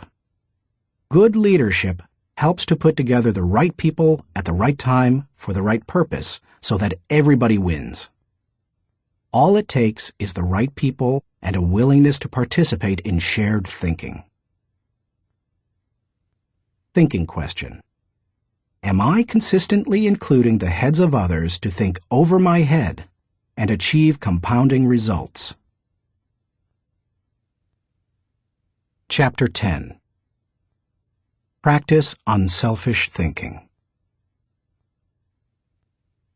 We cannot hold a torch to light another's path without brightening our own. Ben Sweetland. So far in this book, we've discussed many kinds of thinking that can help you to achieve more. Each of them has the potential to make you more successful. Now I want to acquaint you with a kind of thinking with the potential to change your life in another way. It might even redefine how you view success. Unselfish thinking can often deliver a return greater than any other kind of thinking. Take a look at some of its benefits. 1. Unselfish thinking brings personal fulfillment. Few things in life bring greater personal rewards than helping others. Charles H. Burr believed, "Getters generally don't get happiness. Givers get it." Helping people brings great satisfaction. When you spend your day unselfishly serving others, at night you can lay down your head with no regrets and sleep soundly. In Bringing Out the Best in People, Alan Loy McGuinness remarked, "There is no more noble occupation in the world than to assist another human being, to help someone succeed." Even if you have spent much of your life pursuing selfish gain, it's never too late to have a change of heart. Even the most miserable person, like Charles Dickens' Scrooge, can turn his life around and make a difference for others. That's what Alfred Nobel did. When he saw his own obituary in the newspaper, his brother had died, and the editor had written about the wrong Nobel, saying that the explosives his company produced had killed many people. Nobel vowed to promote peace and acknowledge contributions to humanity. That is how the Nobel Prizes came into being. 2. Unselfish thinking adds value to others. In 1904, Bessie Anderson Stanley wrote the following definition of success in Brown Book magazine. "He has achieved success who has lived well, laughed often, and loved much, who has enjoyed the trust of pure women, the respect of intelligent men, and the love of little children, who has filled his niche and accomplished his task, who has left the world better than he found it, whether by an improved poppy, a perfect poem, or a rescued soul, who has never lacked appreciation of Earth's beauty or failed to express it, who has always looked for the best in others and given them the best he had, whose life was an inspiration, whose memory a benediction. When you get outside of yourself and make a contribution to others, you really begin to live. 3. Unselfish thinking encourages other virtues. When you see a 4-year-old, you expect to observe selfishness. But when you see it in a 40-year-old, it's not very attractive, is it? Of all the qualities a person can pursue, unselfish thinking seems to make the biggest difference toward cultivating other virtues. I think that's because the ability to give unselfishly is so difficult. It goes against the grain of human nature. But if you can learn to think unselfishly and become a giver, then it becomes easier to develop many other virtues: gratitude, love, respect, patience, discipline, etc. 4. Unselfish thinking increases quality of life. The spirit of generosity created by unselfish thinking gives people an appreciation for life and an understanding of its higher values. Seeing those in need and giving to meet that need puts a lot of things into perspective. It increases the quality of life of the giver and the receiver. That's why I believe that there is no life as empty as the self-centered life. There is no life as centered as the self-empty life. If you want to improve your world, then focus your attention on helping others. 5. Unselfish thinking makes you part of something greater than yourself. Merck & Company, the global pharmaceutical corporation, has always seen itself as doing more than just producing products and making a profit. It desires to serve humanity.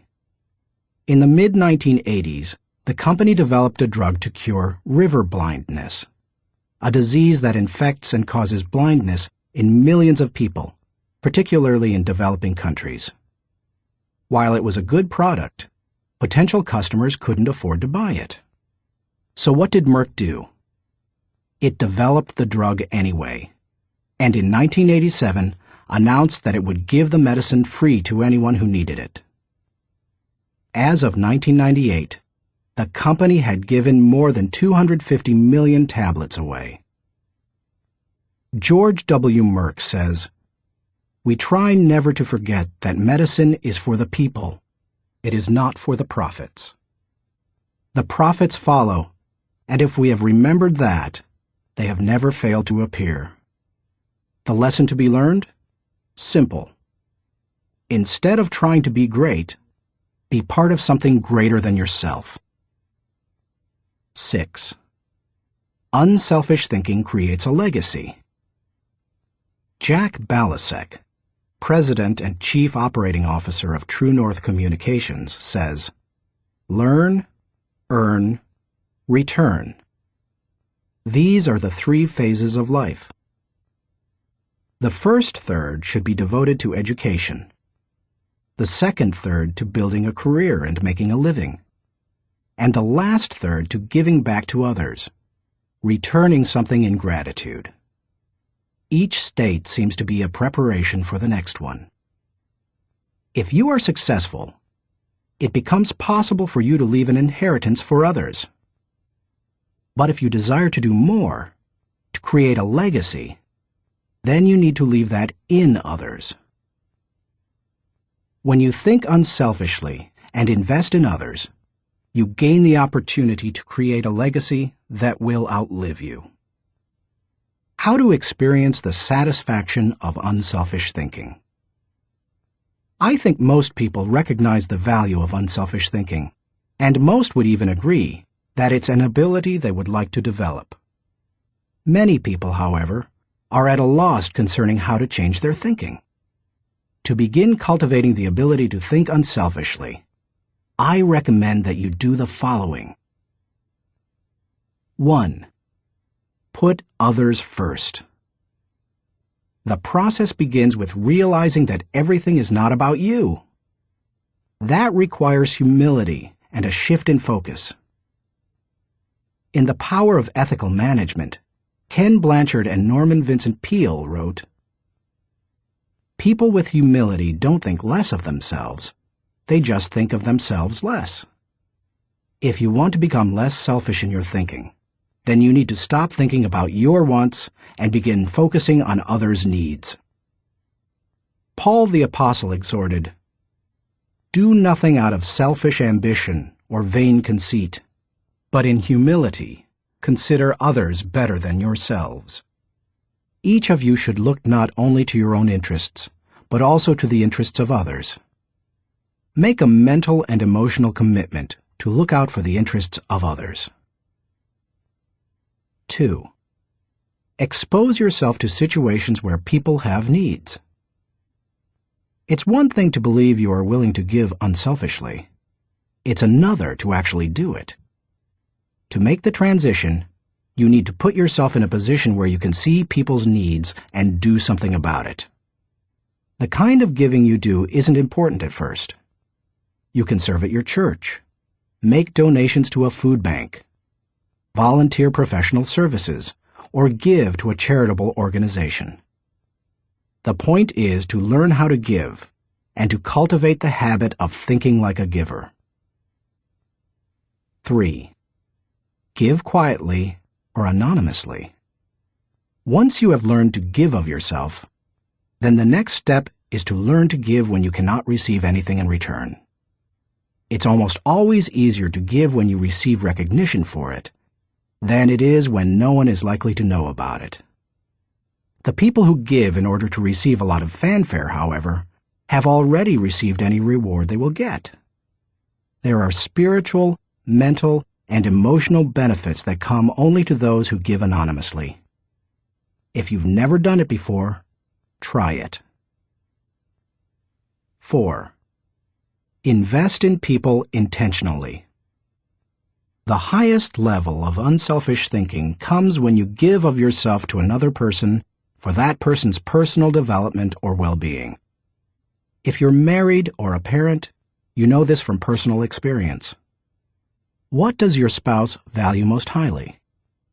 Money in the bank, or your time freely given? What would small children really rather have from you? A toy, or your undivided attention? The people who love you would rather have you than what you can give them. If you want to become the kind of person who invests in people, then consider others and their journey so that you can collaborate with them. Each relationship is like a partnership created for mutual benefit. As you go into any relationship, think about how you can invest in the other person so that it becomes a win-win situation. Here is how relationships most often play out. I win, you lose, I win only once. You win, I lose, you win only once. We both win, we win many times. We both lose, goodbye partnership. The best relationships are win-win. Why don't more people go into relationships with that attitude? I'll tell you why. Most people want to make sure that they win first. Unselfish thinkers, on the other hand, go into a relationship and make sure that the other person wins first. And that makes all the difference. 5. Continually check your motives. François de la Rochefoucauld said, "What seems to be generosity is often no more than disguised ambition, which overlooks a small interest in order to secure a great one." The hardest thing for most people is fighting their natural tendency to put themselves first. That's why it's important to continually examine your motives to make sure you're not sliding backward into selfishness. Do you want to check your motives? then follow the modeling of Benjamin Franklin. Every day, he asked himself 2 questions. When he got up in the morning, he would ask, "What good am I going to do today?" And before he went to bed, he would ask, "What good have I done today?" If you can answer those questions with selflessness and integrity, you can keep yourself on track. Give while you live. In the fall of 2001, we all witnessed a demonstration of unselfish thinking unlike anything we had seen in the United States for many years. Who can forget the events of September 11th, 2001? I had just finished teaching a leadership lesson when my assistant Linda Eggers came into the studio to announce the tragic news. Like most Americans, I remained riveted to the television all day and heard the reports of the firefighters and police officers who raced into the World Trade Center towers to help others, never worrying about their own safety. In the days following the tragedy, millions of Americans expressed a great desire to do something that would help the situation. I had the same desire. InJoy was scheduled to do a training via simulcast on September 15th, the Saturday following the tragedy.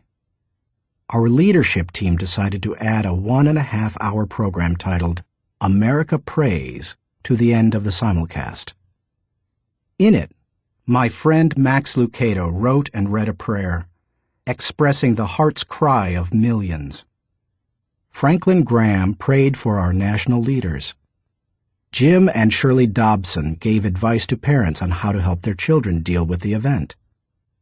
And Bruce Wilkinson and I asked the simulcast viewers to give financially to the people injured on September 11th. Amazingly, they gave $5.9 million, which World Vision graciously agreed to distribute to those in need. Unselfish thinking and giving turned a very dark hour into one of light and hope. Less than 2 weeks after the tragedy, I was able to travel to Ground Zero in New York City. I went to view the site of the destruction, to thank the men and women clearing away the wreckage, and to pray for them. I can't really do justice to what I saw. I've traveled to New York dozens of times. It's one of my favorite places in the world. My wife and I had been up in the towers with our children many times before and have wonderful memories of that area. To look at the place where the buildings had once stood and to see nothing but rubble, dust, and twisted metal, it's simply indescribable. What many Americans didn't realize is that for many months, people worked diligently to clean up the site. Many were New York City firefighters and other city workers. Others were volunteers. They worked around the clock, 7 days a week. And when they came across the remains of someone in the rubble, they called for silence and reverently carried them out. Since I am a clergyman, I was asked to wear a clerical collar upon entering the area. As I walked around, many workers saw the collar and asked me to pray for them. It was a humbling privilege.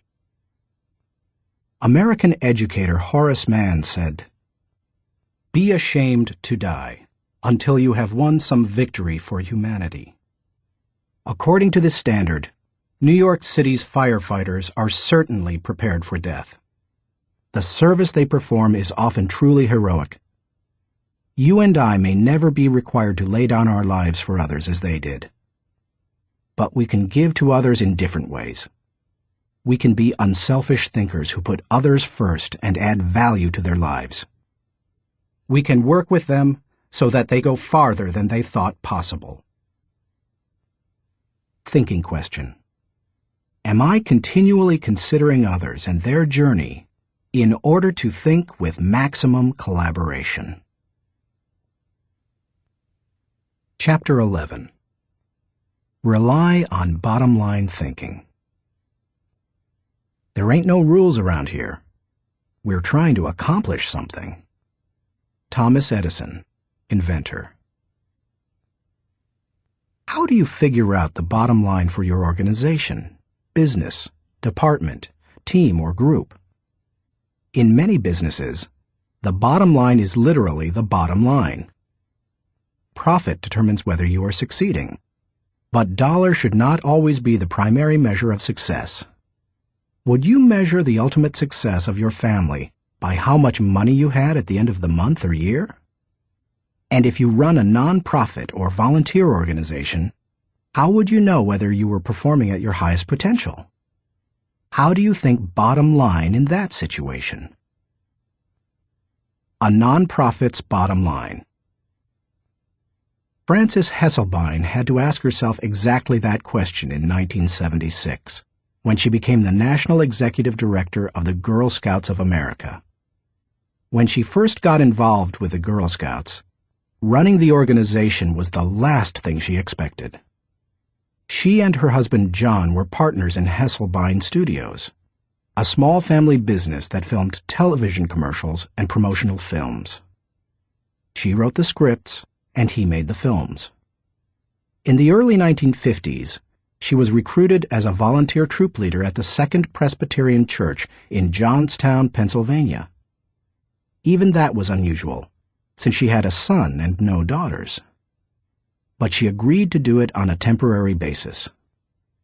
She must have loved it, because she led the troop for 9 years. In time, she became council president and a member of the national board. Then she served as executive director of the Tallis Rock Girl Scout Council, a full-time paid position. By the time she took the job as CEO of the national organization, the Girl Scouts was in trouble. The organization lacked direction. Teenage girls were losing interest in scouting, and it was becoming increasingly difficult to recruit adult volunteers, especially with greater numbers of women entering the workforce. Meanwhile, the Boy Scouts was considering opening itself to girls. Hesselbein desperately needed to bring the organization back to the bottom line. We kept asking ourselves very simple questions, she says. What is our business? Who is our customer? And what does the customer consider value? If you're the Girl Scouts, IBM, or AT&T, you have to manage for a mission. Hesselbein's focus on mission enabled her to identify the Girl Scouts' bottom line. We really are here for one reason: to help a girl reach her highest potential. More than any one thing, that made the difference. Because when you are clear about your mission, corporate goals and operating objectives flow from it. Once she figured out her bottom line, she was able to create a strategy to try to achieve it. She started by reorganizing the national staff. Then she created a planning system to be used by each of the 350 regional councils. And she introduced management training to the organization. Hesselbein didn't restrict herself to changes in leadership and organization. In the 1960s and 70s, the country had changed, and so had its girls. But the Girl Scouts hadn't. Hesselbein tackled that issue too. The organization made its activities more relevant to the current culture, giving greater opportunities for use of computers, for example, rather than hosting a party. She also sought out minority participation, created bilingual materials, and reached out to low-income households. If helping girls reach their highest potential was the group's bottom line, then why not be more aggressive helping girls who traditionally have fewer opportunities? The strategy worked beautifully. Minority participation in the Girl Scouts tripled. In 1990, Hesselbein left the Girl Scouts after making it a first-class organization. She went on to become the founding president and CEO of the Peter F. Drucker Foundation for Nonprofit Management, and now serves as chairman of its board of governors. And in 1998, she was awarded the Presidential Medal of Freedom. President Clinton said of Hesselbein during the ceremony at the White House, She has shared her remarkable recipe for inclusion and excellence with countless organizations whose bottom line is measured not in dollars, but in changed lives. He couldn't have said it better. Why you should enjoy the return of bottom-line thinking. If you're accustomed to thinking of the bottom line only as it relates to financial matters, then you may be missing some things crucial to you and your organization. Instead, think of the bottom line as the end, the takeaway, the desired result. Every activity has its own unique bottom line. If you have a job, your work has a bottom line. If you serve in your church, your activity has a bottom line. So does your effort as a parent or spouse, if you are one. As you explore the concept of bottom-line thinking, recognize that it can help you in many ways. 1. Bottom-line thinking provides great clarity. What's the difference between bowling and work? When bowling, it takes only 3 seconds to know how you've done. That's one reason people love sports so much. There's no waiting and no guessing about the outcome. Bottom-line thinking makes it possible for you to measure outcomes more quickly and easily. It gives you a benchmark by which to measure activity. It can be used as a focused way of ensuring that all your little activities are purposeful and line up to achieve a larger goal. 2. Bottom-line thinking helps you assess every situation. When you know your bottom line, it becomes much easier to know how you're doing in any given area.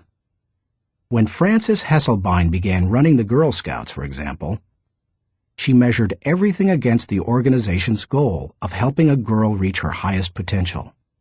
From the organization's management structure, which she changed from a hierarchy to a hub, down to what badges the girls could earn. There's no better measurement tool than the bottom line. 3.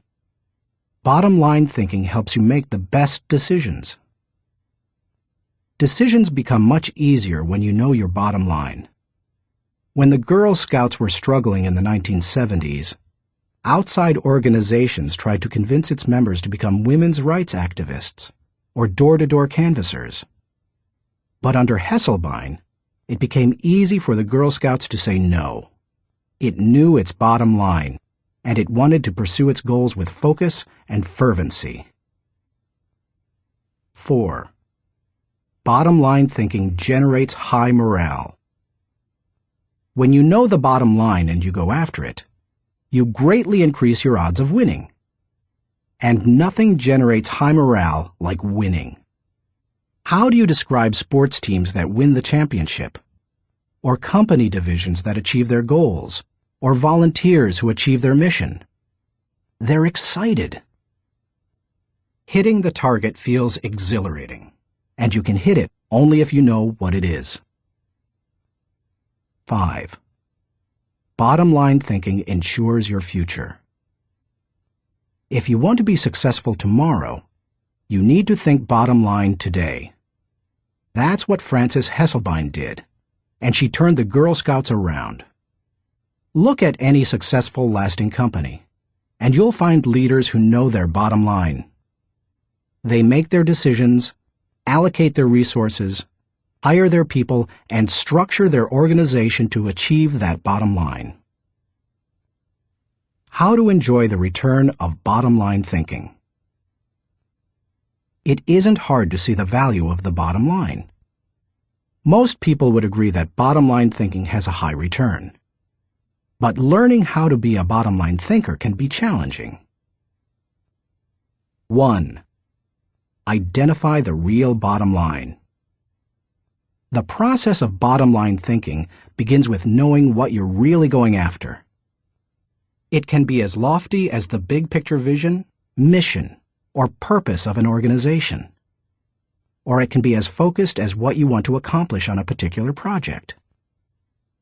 What's important is that you be as specific as possible. If your goal is for something as vague as success, you will have a painfully difficult time trying to harness bottom-line thinking to achieve it. The first step is to set aside your wants. Get to the results you're really looking for, the true essence of the goal. Set aside any emotions that may cloud your judgment and remove any politics that may influence your perception. What are you really trying to achieve? When you strip away all the things that don't really matter, what are you compelled to achieve? What must occur? What is acceptable? That is the real bottom line. 2. Make the bottom line the point. Have you ever been in a conversation with someone whose intention seemed other than stated? Sometimes the situation reflects intentional deception, but it can also occur when the person doesn't know his own bottom line. The same thing happens in companies. Sometimes, for example, an idealistically stated mission and the real bottom line don't jibe. Purpose and profits compete. Earlier, I quoted George W. Merck, who stated, "We try never to forget that medicine is for the people. It is not for the profits. The profits follow, and if we have remembered that, they have never failed to appear." He probably made that statement to remind those in his organization that profits serve purpose. They don't compete with it.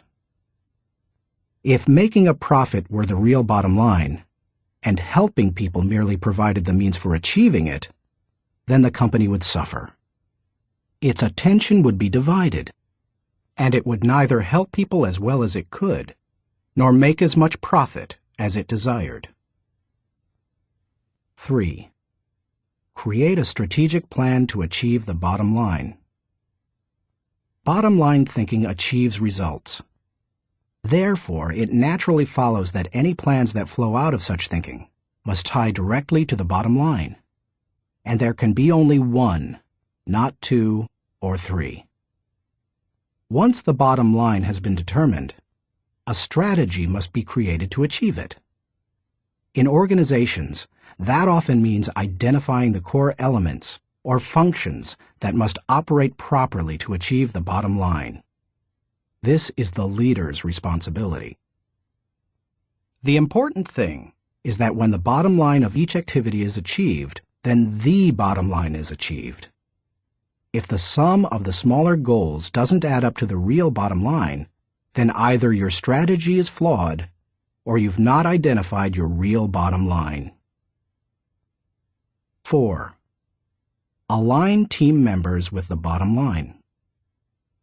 Once you have your strategy in place, make sure your people line up with your strategy. Ideally, all team members should know the big goal as well as their individual role in achieving it. They need to know their personal bottom line and how that works to achieve the organization's bottom line. 5. Stick with one system and monitor results continually. Dave Sutherland, the president of one of my companies, ISS, believes that some organizations get into trouble by trying to mix systems. He maintains that many kinds of systems can be successful, but mixing different systems or continually changing from one to another leads to failure. Dave says, "Bottom line thinking cannot be a one-time thing. It has to be built into the system of working and relating and achieving. You can't just tune into the desired result every now and then. Achieving with bottom line thinking must be a way of life, or it will send conflicting messages. I am a bottom line thinker. It is part of my system for achievement.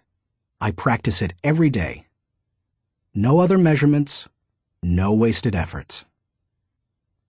Dave calls members of his field team every night to ask the bottom line question they expect to hear. He continually keeps his eye on the company's bottom line by monitoring it for every core area. When it comes right down to it, regardless of your bottom line, you can improve it with good thinking. And bottom line thinking has a great return because it helps to turn your ideas into results. Like no other kind of mental processing, it can help you to reap the full potential of your thinking and achieve whatever you desire.